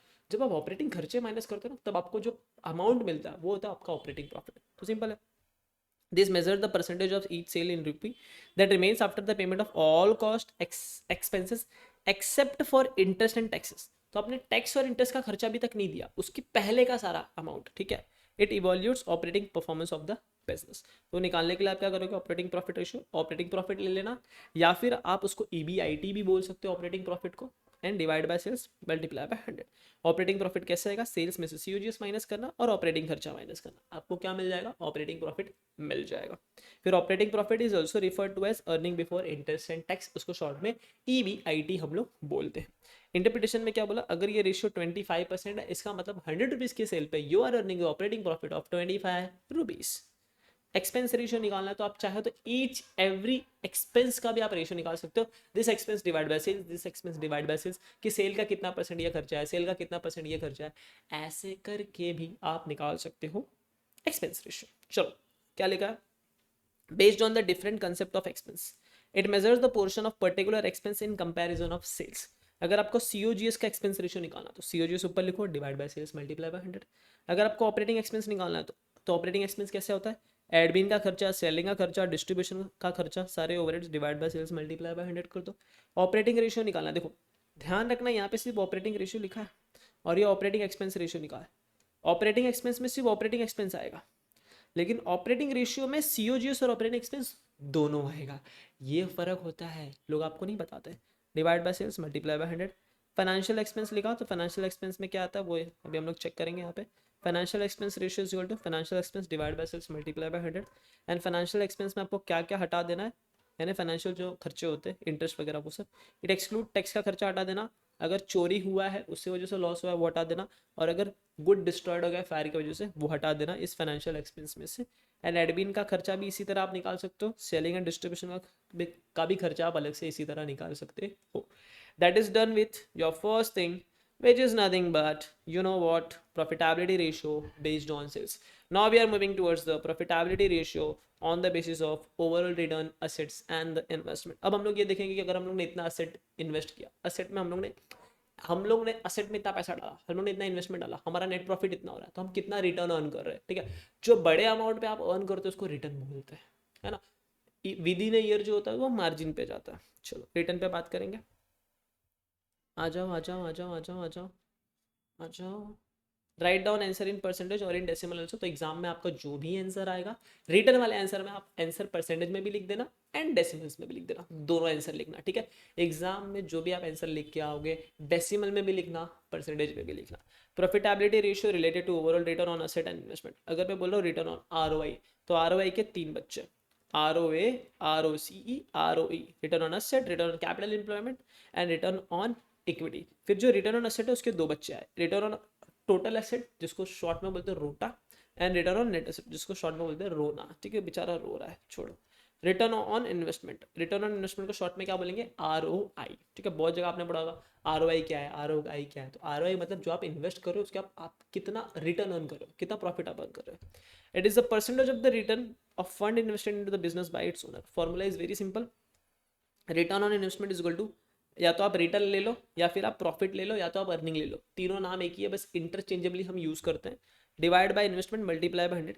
या फिर आप इसका अनदर वर्जन भी देख सकते हो। अनदर वर्जन क्या है कि यहाँ पे आप दो रेशियोज निकालो, एक प्रॉफिटेबिलिटी रेशियो, दूसरा investment turnover ratio. Profitability ratio निकालने का फॉर्मूला क्या, रिटर्न ले लो, प्रॉफिट ले लो, अर्निंग ले लो, डिवाइड बाय सेल्स कर लो, and investment turnover sales divide by investment, और आप ये दोनों को मल्टीप्लाई कर दो। ठीक है, देखो एक तरह से अगर आप देखोगे ना, अगर मैंने ये दोनों को मल्टीप्लाई किया, ठीक है, अगर मैंने ये दोनों को मल्टीप्लाई किया तो देखो सेल्स और सेल्स कट जाता है। अगर सेल्स और सेल्स कट गया तो return profit earning divide by investment, यही बचा ना, return profit earning divide by investment. तो बस वही सेम चीज़ है, बस लाने के दो तरीके। तो एग्जाम में हो सकता है आपको इसका डिटेल्स दे दे, इसका डिटेल्स दे दे, और बोले कि calculate the return on investment. तो आपको पता होना चाहिए कि with the help of profitability ratio and investment turnover ratio we can calculate the return on investment. ठीक है, तो दूसरे तरीके से कैसे निकाल सकते हो, प्रॉफिटेबिलिटी रेशियो लेना, इन्वेस्टमेंट टर्नओवर, दोनों को मल्टीप्लाई कर देना, आपको मिल जाएगा return on investment. ROI can be improved either bye improving profitability ratio और इन्वेस्टमेंट टर्नओवर रेशियो, और बाय बोथ। तो आप दोनों को यूज करके अपना ROI फ्लक्चुएट कर सकते हो। इंटरप्रिटेशन इज वेरी सिंपल, अगर ये रेशियो 20% है इसका मतलब कंपनी का return 20% on investment of 100 rupees. Note we should keep in mind investment may be total asset और नेट असेट। तो जो भी इन्वेस्टमेंट है वो टोटल असेट्स भी हो सकता है और नेट असेट्स भी हो सकता है। फर्दर जो भी आप फंड एम्प्लॉयड कर रहे हो नेट एसेट में, it is also known as capital employed. याद रखना, नेट एसेट का जो भी पैसा उसको आप कैपिटल एम्प्लॉयड भी बोल सकते हो। और कैपिटल एम्प्लॉयड का मतलब क्या होता है वो ध्यान देना, कैपिटल एम्प्लॉयड का मतलब होता है नेटवर्थ प्लस डेट, दोनों होता है। ठीक है, नेटवर्थ में डेट नहीं आता, लेकिन कैपिटल एम्प्लॉयड में नेटवर्थ प्लस डेट दोनों आता है। Where the net worth is equity share holder fund. Net worth क्या होता है, नेटवर्थ मतलब जो इक्विटी शेयर होल्डर वालों का जो फंड होता है उसको हम लोग बोलते हैं नेटवर्थ। अब हम लोग पढ़ेंगे रिटर्न ऑन असेट। असेट एकदम simple, the profitability ratio is measured in terms of relationship between net profit and asset employed, कि मैंने असेट में इतना पैसा डाला तो मुझे नेट प्रॉफिट कितना अर्न होकर मिला। ऊपर इन्वेस्टमेंट था, इन्वेस्टमेंट और नेट असेट में दोनों में फर्क होता है।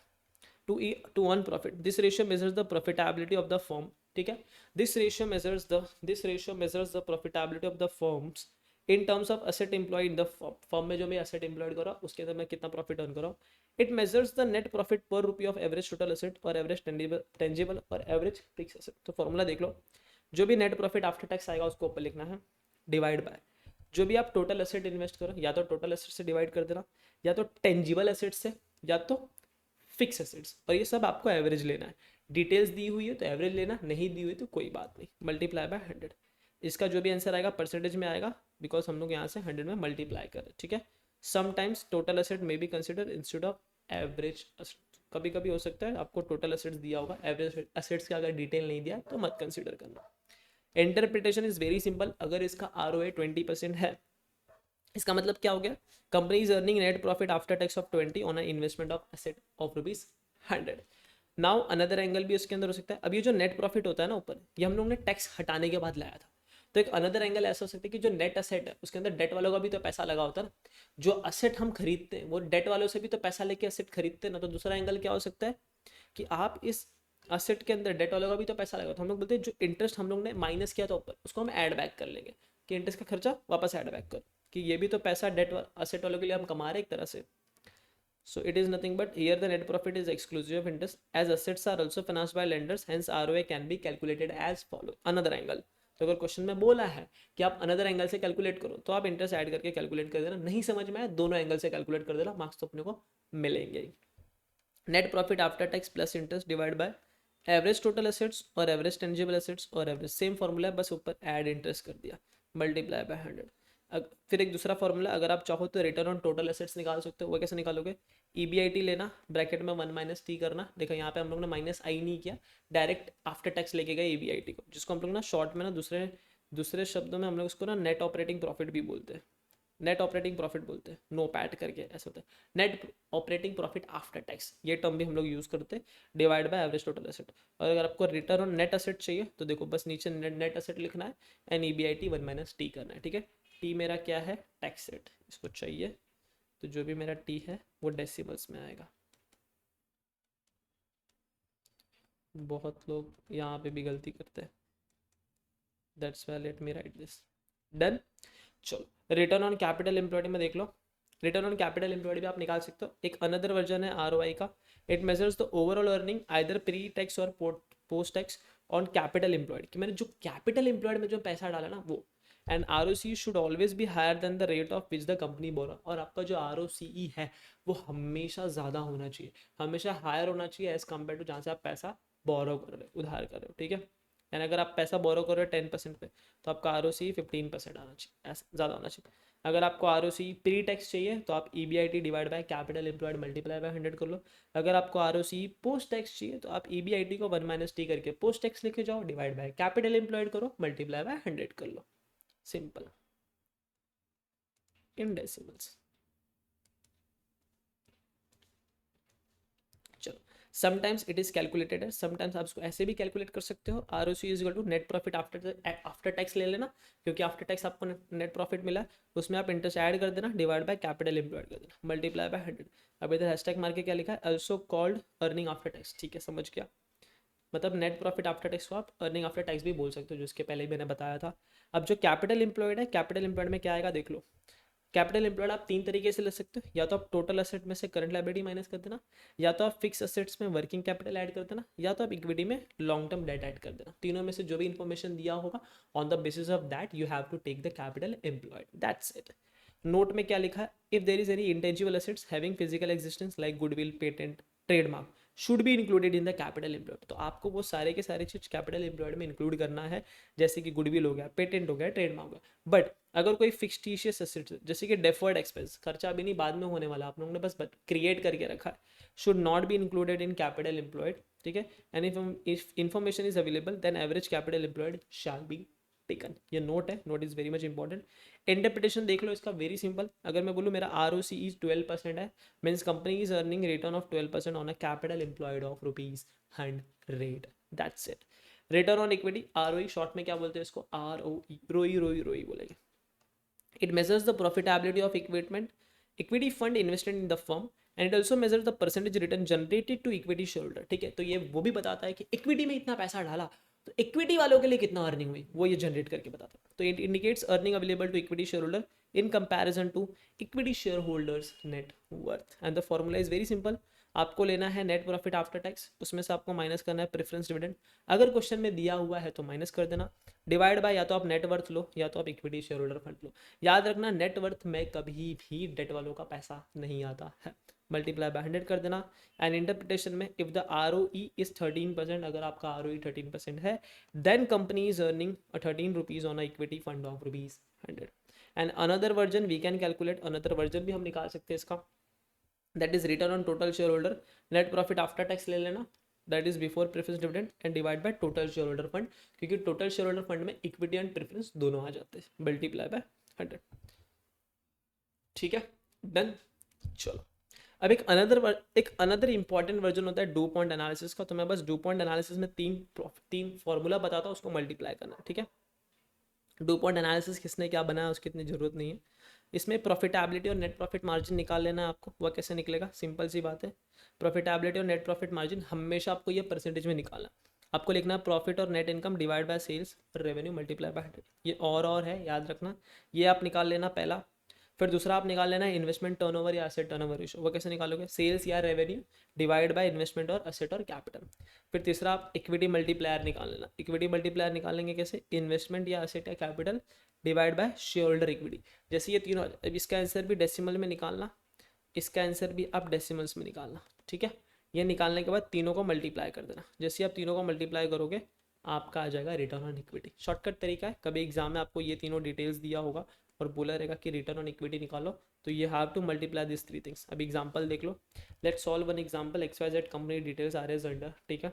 रेवेन्यू इसकी इतनी है, नेट इनकम इसकी इतनी है, असेट इसकी इतनी है, शेयर होल्डर इक्विटी इसकी इतनी है। पहले मैंने निकाला नेट प्रॉफिट मार्जिन, क्या निकाला, नेट प्रॉफिट मार्जिन, तो net income divide by revenue multiply by 100, ये मैंने यहाँ पे वैल्यूज रखे, जितने भी रेवेन्यू के वैल्यू थे इसको सॉल्व किया, मेरा नेट प्रॉफिट आया 14.39%। फिर मैंने एसेट टर्नओवर निकाला जो कि ये आया, फिर मैंने इक्विटी मल्टीप्लायर निकाला जो कि मेरा ये आया, फिर मैंने क्या किया, एंड में तीनों को मल्टीप्लाई कर दिया और मेरा जो भी फाइनल आंसर आएगा वो भी मेरा परसेंटेज में आएगा, ठीक है, दैट्स इट। अब हम लोग बढ़ते हैं profitability ratio required for analysis from owners point of view, ठीक है। तो ओनर्स पॉइंट ऑफ व्यू में हमें 3 रेशियो पढ़ना है, earning per share, dividend per share and dividend pay out ratio. Earning per share क्या करता है, it measures the overall profit generated for each share in existence over a particular period, यानी पूरे साल में मेरे हर एक शेयर होल्डर ने पर शेयर पे कितनी अर्निंग हुई है। तो very simple, earning per share is equal to what, net profit available to equity share holder divide by net number of equity share outstanding. याद रखना यहाँ पे भी इक्विटी है और ये जो नेट प्रॉफिट है ये भी इक्विटी वालों के लिए, तो इक्विटी वालों ने कितना नेट प्रॉफिट कमाया डिवाइड बाय कितने number of equity share outstanding है। इंटरप्रिटेशन इज वेरी सिंपल, अगर EPS 3 है इसका मतलब 3 रुपीज पर शेयर की मेरी अर्निंग हुई। डिविडेंड पर शेयर में मैंने इतना कमाया, पूरे नंबर ऑफ शेयर्स पे कितना डिविडेंड पर शेयर हम लोग ने अर्न किया। It indicates the amount of profit distributed to equity share holder per share, क्योंकि जितना कंपनी अर्न करती है वो पूरा डिस्ट्रीब्यूट नहीं करती, जो डिस्ट्रीब्यूट करती है उसको डिविडेंड बोलते हैं, जो रिटेन कर लेती है उसको रिटेन अर्निंग बोलते हैं, ठीक है। और प्रपोर्शन ऑफ प्रॉफिट डिस्ट्रीब्यूटेड पर इक्विटी शेयर, अब जो भी आपका डिविडेंड पर शेयर है जिसको शॉर्ट में बोलते हैं DPS, टोटल डिविडेंड पेड आपने इक्विटी शेयर को कितना किया, that divide by number of equity share outstanding, that's it your formula. Interpretation is very simple, अगर DPS 1.5 है इसका मतलब 1.5 डिविडेंड पेड कर रहे हैं हम लोग पर शेयर पे। अब मैं बोलूँ डिविडेंड पे आउट रेशियो, तो dividend pay out ratio very simple, मैंने कमाया 10 रुपये, पे किया 3 रुपीज़, 3 डिवाइड बाई 10, मैंने कमाया 10 रुपये, पे किया 5 रुपीज़, 5 डिवाइड बाई 10, यानी जो भी मैंने अर्न किया उसमें से मैं कितना पोर्शन पे कर रहा हूँ उसी को हम लोग बोलते हैं dividend pay out ratio. This ratio measures the dividend paid to in relation to net earning, net earning कितनी हुई, and it shows the percentage of EPS paid as dividend and the retain earning. Dividend pay out ratio is nothing but dividend per equity share. याद रखना ये दोनों ही details आपको equity share की लेनी है, हालांकि ये सारी की सारी डिटेल्स आपको इक्विटी वाली ही लेनी है, ठीक है। तो डिविडेंड आपने कितना पे किया इक्विटी शेयर्स के ऊपर divide by earning per share क्या था इक्विटी वालों का। अब यहाँ पे हैशटैग मार क्या answer comes in decimal, if you want in percentage then multiplied by 100, ठीक है। इंटरप्रिटेशन वेरी सिंपल, अगर इसका आंसर 0.4 आ रहा है इसका मतलब 1 रुपीज़ की अर्निंग पे आपने डिविडेंड 0.4 रुपीज़ का पे किया है। अब हम लोग बढ़ते last leg of this ratio analysis, that is profitability ratio related to market and the valuation and the investor. अब हम लोग इन्वेस्टर के पर्सपेक्टिव से देखेंगे, मार्केट के पर्सपेक्टिव से देखेंगे कि प्रॉफिटेबिलिटी रेशियो क्या होना चाहिए। तो उस चक्कर में हमें 4 रेशियोज निकालने पड़ते हैं। एक होता है प्रॉफिट अर्निंग रेशियो, इसको शॉर्ट में बोलते हैं P रेशियो, बड़ा ही फेमस रेशियो है।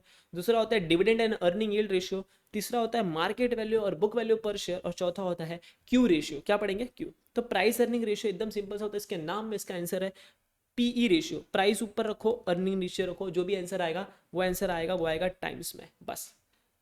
देखो, it indicates the expectation of equity investor about the earning of the firm, and it relates the earning to market price, and it generally taken as a summary measure of growth potential of an investment, risk characteristic, shareholder orientation, corporate image। इसमें इतना ध्यान नहीं देना, बस आपको इतना ध्यान देना प्राइस अर्निंग रेशियो कैसे निकालना है, मार्केट प्राइस पर शेयर जो भी इक्विटी वैल्यू की होगी वो ऊपर लिखना है, अर्निंग पर शेयर इक्विटी वालों के नीचे लिखनी है। इसको सॉल्व करोगे तो आपका जो भी आंसर आएगा वो टाइम्स में आएगा।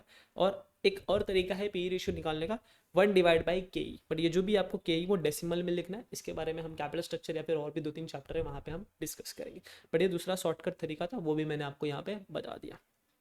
इंटरप्रिटेशन इज वेरी सिंपल, अगर ये रेशियो का आंसर 10 आ रहा है, इसका मतलब price is 10 times of its earning, तो जो भी मार्केट में प्राइस चल रही है उसके 10 टाइम्स ऑफ अर्निंग है। एक छोटा सा एग्जांपल आपको बता देता हूँ, मेरी जो अर्निंग है दैट इज 10 रुपीज़ और जो मार्केट में प्राइस चल रहा है दैट इज 100 रुपीज़, तो मैं बोलूँगा प्राइस 100 अर्निंग 10, तो इसका आंसर आएगा 10। इसका मतलब क्या हो गया कि जो मेरी प्राइस है मार्केट में वो 10 टाइम्स है मेरे अर्निंग की, दैट्स इट।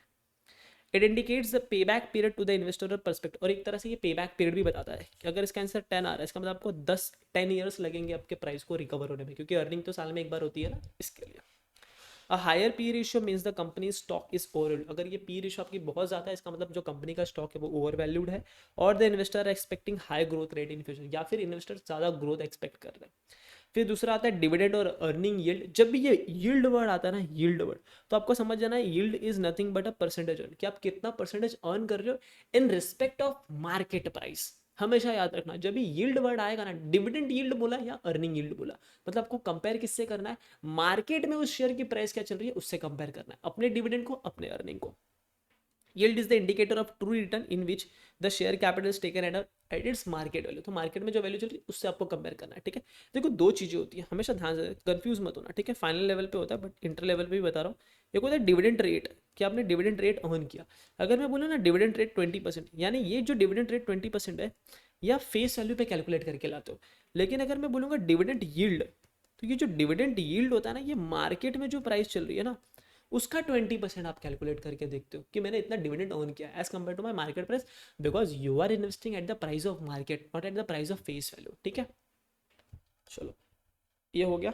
डिविडेंड यील्ड में क्या बोला है, dividend yield it measures the dividend paid based on the market price of the share. Very simple, dividend yield का फॉर्मूला निकालना एकदम आसान सा फॉर्मूला, पहले ये देख लो, dividend per share divide by market price per share multiply 100, या फिर आप डिविडेंड ले लो plus plus minus change in share price, अगर शेयर प्राइस अप जा रहा है तो आप ऐड करो, चेंज लिखा है, ठीक है, चेंज, जब भी चेंज लिखा होता है ना तो आपको डिफरेंस निकालना होता है, डिफरेंस। अगर प्राइस एक साल पहले 100 था, बाद में 110 हो गया, तो चेंज कितना हो गया 10, तो आपको 10 यहाँ पे ऐड करना पड़ेगा। एक साल, दूसरा एग्जाम्पल, एक साल पहले 100 था, बाद में 90 हो गया, तो यहाँ पे -10 होगा, तो आपको यहाँ पे -10 करना पड़ेगा, तो आपको पता चलेगा कि आपकी चेंज अर्निंग कितनी हो रही है इन कैपेसिटी ऑफ चेंज, ठीक है। एंड डिवाइड बाय जो भी आपने इनिशियल शेयर प्राइस पे इन्वेस्ट किया था, आप उससे डिवाइड करके मल्टीप्लाई बाय 100 कर लो, आपका आंसर आ जाएगा। अगर यील्ड 20% है means company is paid dividend of 20 on market price of 100, that's it. उसी तरह आप अर्निंग यील्ड भी निकाल सकते हो, और इसको अर्निंग प्राइस रेशियो भी बोला जाता है। आप अर्निंग पर शेयर ऊपर लिखो, मार्केट प्राइस पर शेयर नीचे लिखो, मल्टीप्लाई बाय 100 कर दो, आपको अर्निंग यील्ड मिल जाएगी। कि मार्केट में अगर आपने 200 रुपीज़ इन्वेस्ट किया और आपकी अर्निंग 20 है, इसका मतलब आप 10% की अर्निंग यील्ड कर रहे हो, not earning per share, your earning yield is 20%। Interpretation, if your yield is 40% means the company is earning 40 rupees on a market price of 100। आगे बढ़ते हैं।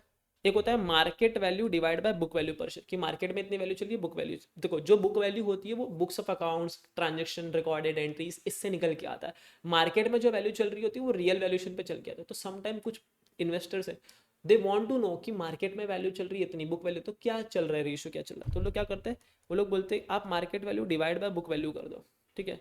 फॉर एग्जाम्पल, अगर मार्केट में वैल्यू एक शेयर की 200 चली है, बुक वैल्यू 10 है, यानी इसका आंसर कितना आ गया 20, तो इसका मतलब कि बुक से 20 टाइम्स एक्स्ट्रा इस शेयर की मार्केट वैल्यू चल रही है, ऐसा होता है, यानी वैल्यूएशन पर्सपेक्टिव से काम आता है और कुछ नहीं। चलो, market value divided by book value per share, it provides the evaluation of how investor view of the company's past and the future performance, and it indicates market response to the shareholder investment। Formula एकदम simple है, average share price और या फिर आप closing share price ले लो, divide by net worth करना, divide by net worth divide by number of equity share. अब देखो ये जो net worth divide by number of equity share है ना, इससे आपको बुक वैल्यू पर शेयर मिलेगा, ठीक है। और ये जो मार्केट प्राइस पर शेयर है, ये तो पर शेयर आपको मार्केट में मिल ही रहा है ना, क्योंकि यहाँ पे लिखा है एवरेज शेयर प्राइस और द क्लोजिंग शेयर प्राइस, तो इट इज पर शेयर, ठीक है। ये जो प्राइस है और ये जो प्राइस है, इट इज पर शेयर प्राइस। तो ये वाला आपको, ये वाली आपको पर शेयर प्राइस लेनी है। और जब आप net worth divide by number of equity share करोगे तो आपको बुक वैल्यू पर शेयर मिल जाएगा, ठीक है।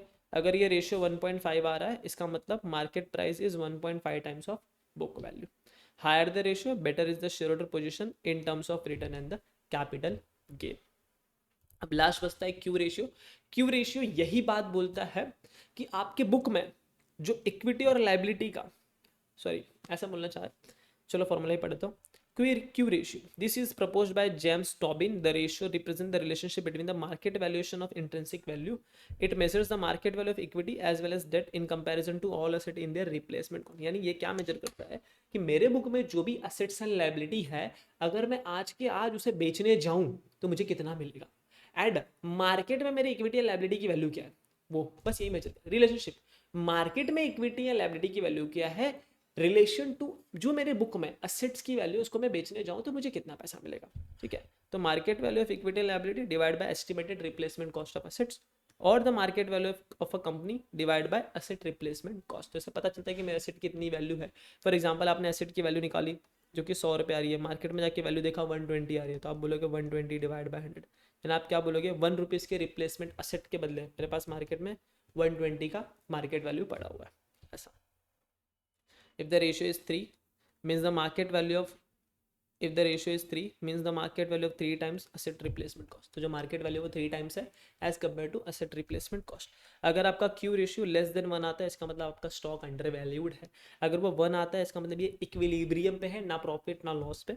अगर ये more than 1 आता है, इसका मतलब आपका stock over valued है। एंड कुछ नोट्स, ये तो मैंने पहले भी बता दिया है। In absence of preference dividend, अगर प्रेफरेंस डिविडेंड नहीं है तो profit after tax can be taken as earning available to equity share holder which is normal. If information is available then average capital employed shall be taken while calculating ROCE, ठीक है। अगर कुछ changes करना पड़े information के हिसाब से तो आपको करना पड़ेगा, और न्यूमरेटर और डिनोमिनेटर को आपको करस्पॉन्डेंस चेक करना पड़ेगा।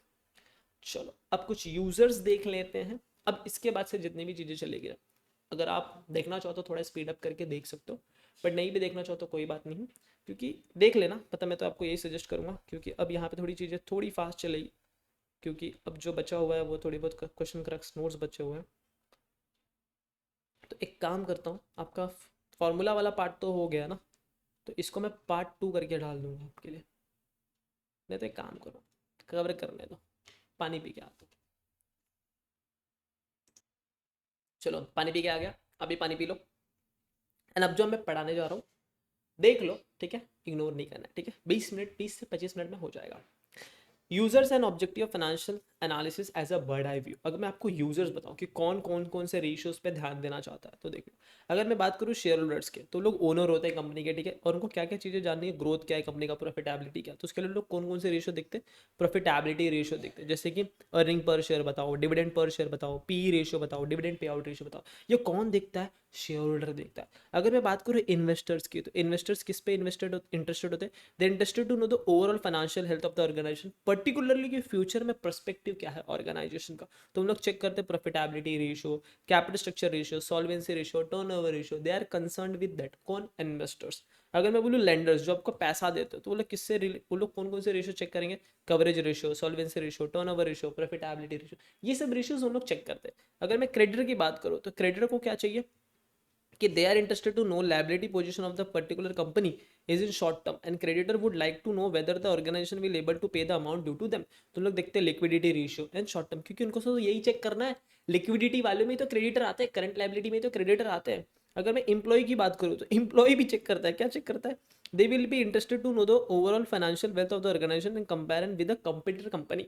लिक्विडिटी रेशियो चेक करेंगे, लॉन्ग टर्म सॉल्वेंसी, प्रॉफिट का ratio and return on investment ROI।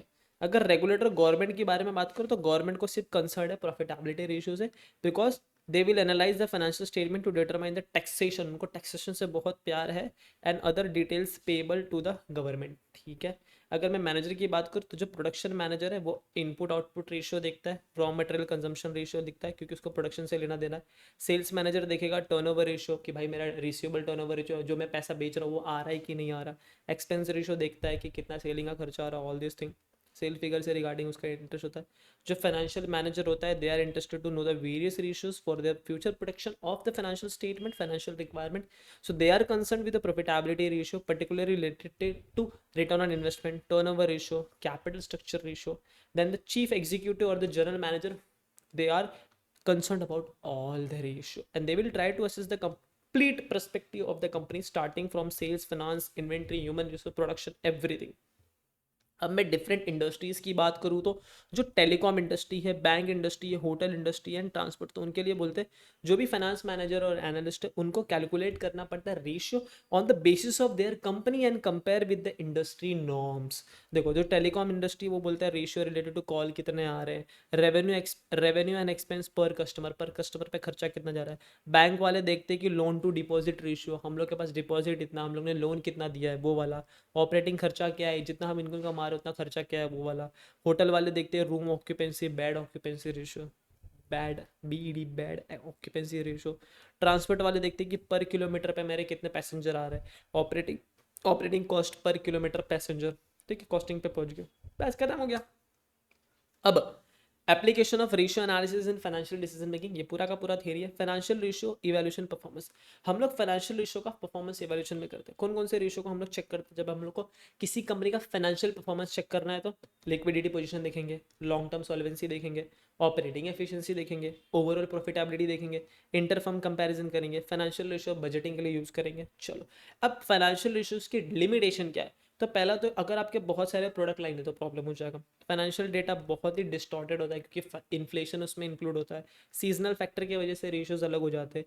To give a good shape to the popularly used financial ratio जैसे कि current ratio, debt equity ratio, बहुत थोड़ा problem हो जाता है। Differences in accounting policy and accounting period, अगर ये है तो आप कंपेयर नहीं कर पाओगे प्रॉपरली, ठीक है। थोड़ा फास्ट बोल रहा हूँ, थोड़ा लिमिट स्लो कर देना, वॉल्यूम मतलब स्पीड स्लो करके देखना इस चीज़ को। मैं भगा रहा तो आप मत भागने लग जाना, ठीक है। No standard set of ratios against which a firm ratio can be compared, कुछ एक स्टैंडर्ड सेट नहीं है ना कि ये रूल लगा के आपको कंपेयर करना है। Financial ratios are interrelated not dependent, ये सब के सब इंटर रिलेटेड होते हैं, डिपेंडेंट नहीं होते हैं। And financial ratio provide a clues but not the conclusion, that is a final line. अब मैं जो आपको पढ़ाने जा रहा हूँ वो कुछ क्वेश्चन स्पेसिफिक नोटिंग है जो कि इस नोट्स की यूएसपी है, ठीक है, तो ध्यान से देख के जाना। अच्छा, फाइनेंशियल रेशियोज में आप टू टाइप ऑफ एनालिसिस कर सकते हो, एक हॉरिजॉन्टल होता है, एक वर्टिकल एनालिसिस होता है, वो भी देख लो। Horizontal analysis when financial statement of one year are analysed and interpreted after comparing another year of years, it is known as horizontal analysis. It can be based on the ratio derive from financial information over the same period of, तो आप एक year को दूसरे year से compare करते हो, उसको आपने हॉरिजॉन्टल बोला। वर्टिकल में क्या बोला है? When financial statement of single year is analysed then it is called vertical analysis, and this analysis is useful in interfirm comparison. Every item of P&L is expressed as percentage of gross sales while every year of balance sheet expressed as percentage of total. तो दो तरह के analysis होते हैं, एक vertical analysis होता है और एक हॉरिजॉन्टल एनालिसिस होता है। तो वर्टिकल एनालिसिस एंड हॉरिजॉन्टल में क्या फ़र्क है एकदम ध्यान से देख लो, ठीक है। अगर मैं बोलूँ वर्टिकल एनालिसिस, तो ये बैलेंस शीट है, ये P&L है, तो मैं क्या करूँगा, बैलेंस शीट के यहाँ पे आइटम लिखी होंगी, बैलेंस शीट में मैं टोटल एसेट्स को उठाऊंगा और यहाँ पे ना सारे अमाउंट को ना परसेंटेज में कन्वर्ट करूंगा। लेकिन परसेंटेज में कन्वर्ट करने के लिए बेस क्या लूंगा? Total asset. पीएनएल के लिए बेस क्या लूंगा? रेवेन्यू, सेल्स, ठीक है। उसको हम लोग बोलेंगे वर्टिकली एनालाइज, यानी एक ही साल के स्टेटमेंट को एनालाइज कर रहे हैं बट उसको परसेंटेज में कन्वर्ट करके on the basis of balance sheet and PNL. Balance sheet के आइटम को एनालाइज करने के लिए बेस में लूंगा मैं total asset, and profit and loss को एनालाइज करने के लिए बेस में लूंगा रेवेन्यू, ठीक है। हॉरिजॉन्टल एनालिसिस में क्या होगा?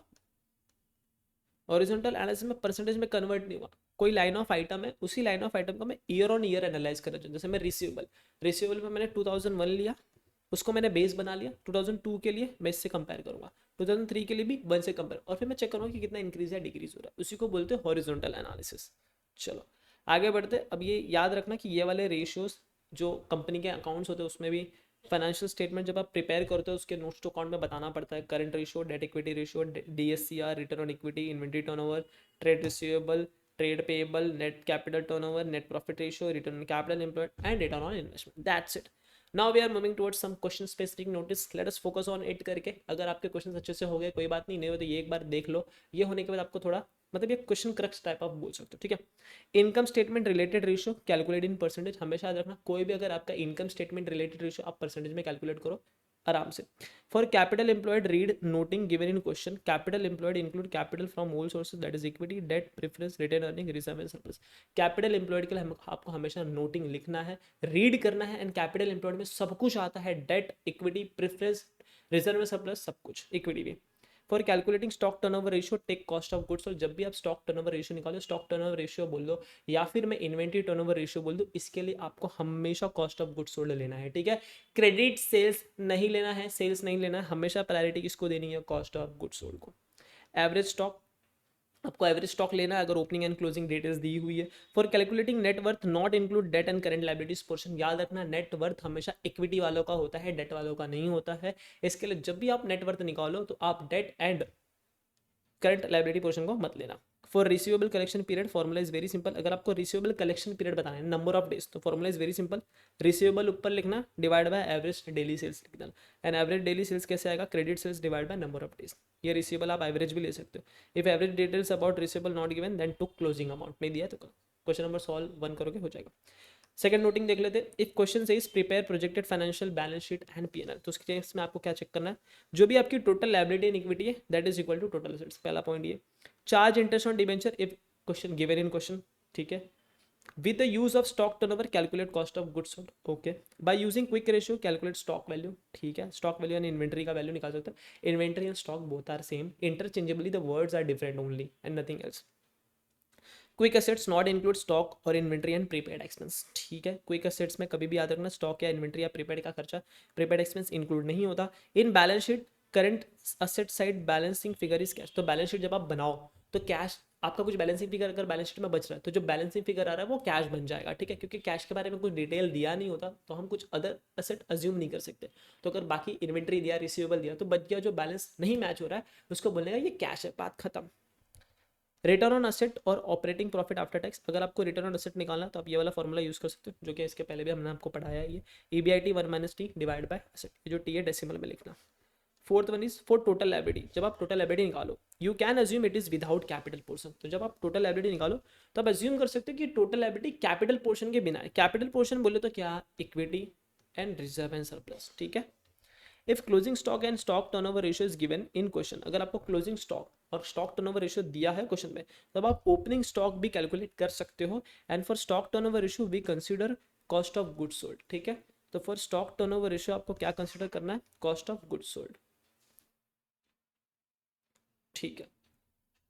स्टॉक टर्नओवर रेशियो निकालने के लिए आपको कॉस्ट ऑफ गुड्स सोल्ड, और कॉस्ट ऑफ गुड्स सोल्ड कैसे आएगा, सेल माइनस ग्रॉस प्रॉफिट। चलो फिफ्थ वाला, if question says analyse the company financial condition and performance then calculate following ratio, अगर क्वेश्चन बोल रहा है कि एनालाइज करो कंपनी का फाइनेंशियल कंडीशन परफॉर्मेंस, तो आपको ये वाले फॉर्मूलेस रेशियोज निकालने। कौन कौन से ratio, current ratio, acid test ratio, receivable ratio, average collection period, inventory turnover ratio.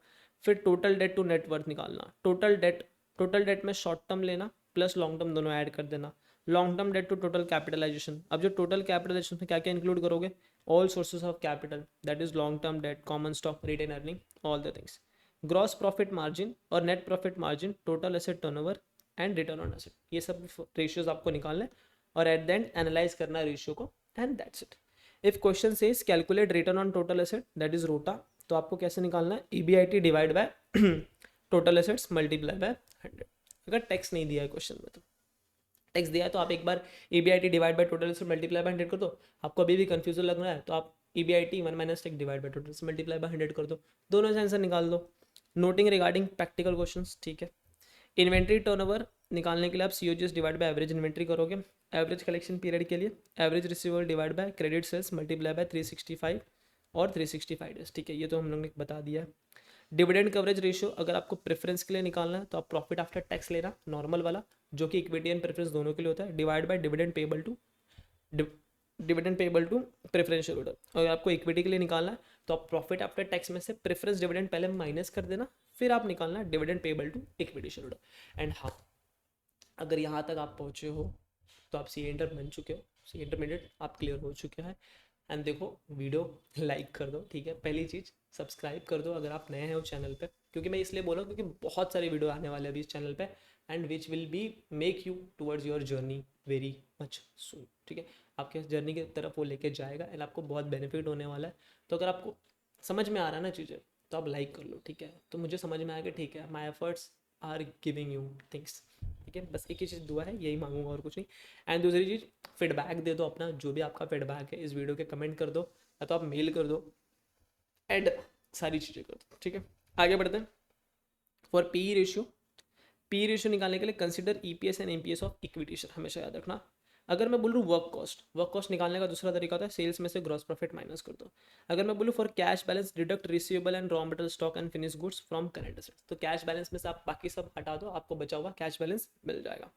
Net worth निकालने के लिए डिडक्ट करना है लॉन्ग टर्म लोन और current liability from total assets, ठीक है। Calculation of operating expense and prepare balance sheet with the help of return on net assets we can calculate net worth, ठीक है। रिटर्न ऑन नेट एसेट्स से आप net worth calculate कर सकते हो, okay. Notes and payable को आप करंट लाइबिलिटी बोल देना with the help of current ratio and networking capital, याद रखना। अगर आपके पास करंट रेशियो है और अगर आपके पास नेटवर्किंग कैपिटल है तो आप करंट एसेट्स और करंट लाइबिलिटी का अमाउंट फाइंड आउट कर सकते हो। प्रोप्राइटरी फंड क्या होता है, fix assets plus networking capital, उसमें से आपको लॉन्ग टर्म डेट माइनस कर देना है ओनली फॉर दिस क्वेश्चन, इस क्वेश्चन के लिए, ठीक है। क्वेश्चन नंबर सॉल्व के लिए 6 के लिए capital is equal to proprietary fund minus reserve and surplus. तो अगर आपको कैपिटल चाहिए तो आप प्रोप्राइटरी फंड में से रिजर्व एंड सरप्लस को माइनस कर दो तो आपको कैपिटल मिल जाएगा। Proprietary fund minus reserve and surplus, 1 minute, हाँ। राइट है। तो जो भी आपका कैपिटल होगा, कैपिटल मतलब आपको अगर इक्विटी वाला कैपिटल निकालना है तो आप प्रोप्राइटरी फंड में से रिजर्व एंड सरप्लस माइनस कर दो तो आपको इक्विटी वाला कैपिटल मिल जाएगा इस क्वेश्चन के लिए। And net working capital is equal to current assets minus current liability. जब आप क्वेश्चन नंबर 16 अगर करना चाहो तो कैलकुलेट करना current assets and current liability same, फिर कैलकुलेट करना सेल्स और सीओजीएस, फिर कैलकुलेट करना स्टॉक और क्विक एसेट, फिर proprietary fund equal to equity plus preference only for this question, and calculate करना profit after tax with the help of total assets and return on total, ठीक है। ये तो सिर्फ एक ऐसी वे आउट था। If you want to find the profit you can find out by comparing previous year reserve surplus with current year reserve surplus. अगर आपको प्रॉफिट फाइंड आउट करना है, ठीक है, दो फाइनेंशियल ईयर का डेटा दिया हुआ है, रिजर्व सरप्लस इस साल का दिया है, रिजर्व सरप्लस नेक्स्ट पिछले साल का रिजर्व सरप्लस 20 लाख है और करंट ईयर का रिजर्व सरप्लस 25 लाख है। इसका मतलब 5 लाख से मेरा प्रॉफिट इंक्रीज हुआ, इसका मतलब 5 लाख इज माई प्रॉफिट। ऐसे करके आप फाइंड आउट कर सकते हो, चेंज निकाल सकते हो।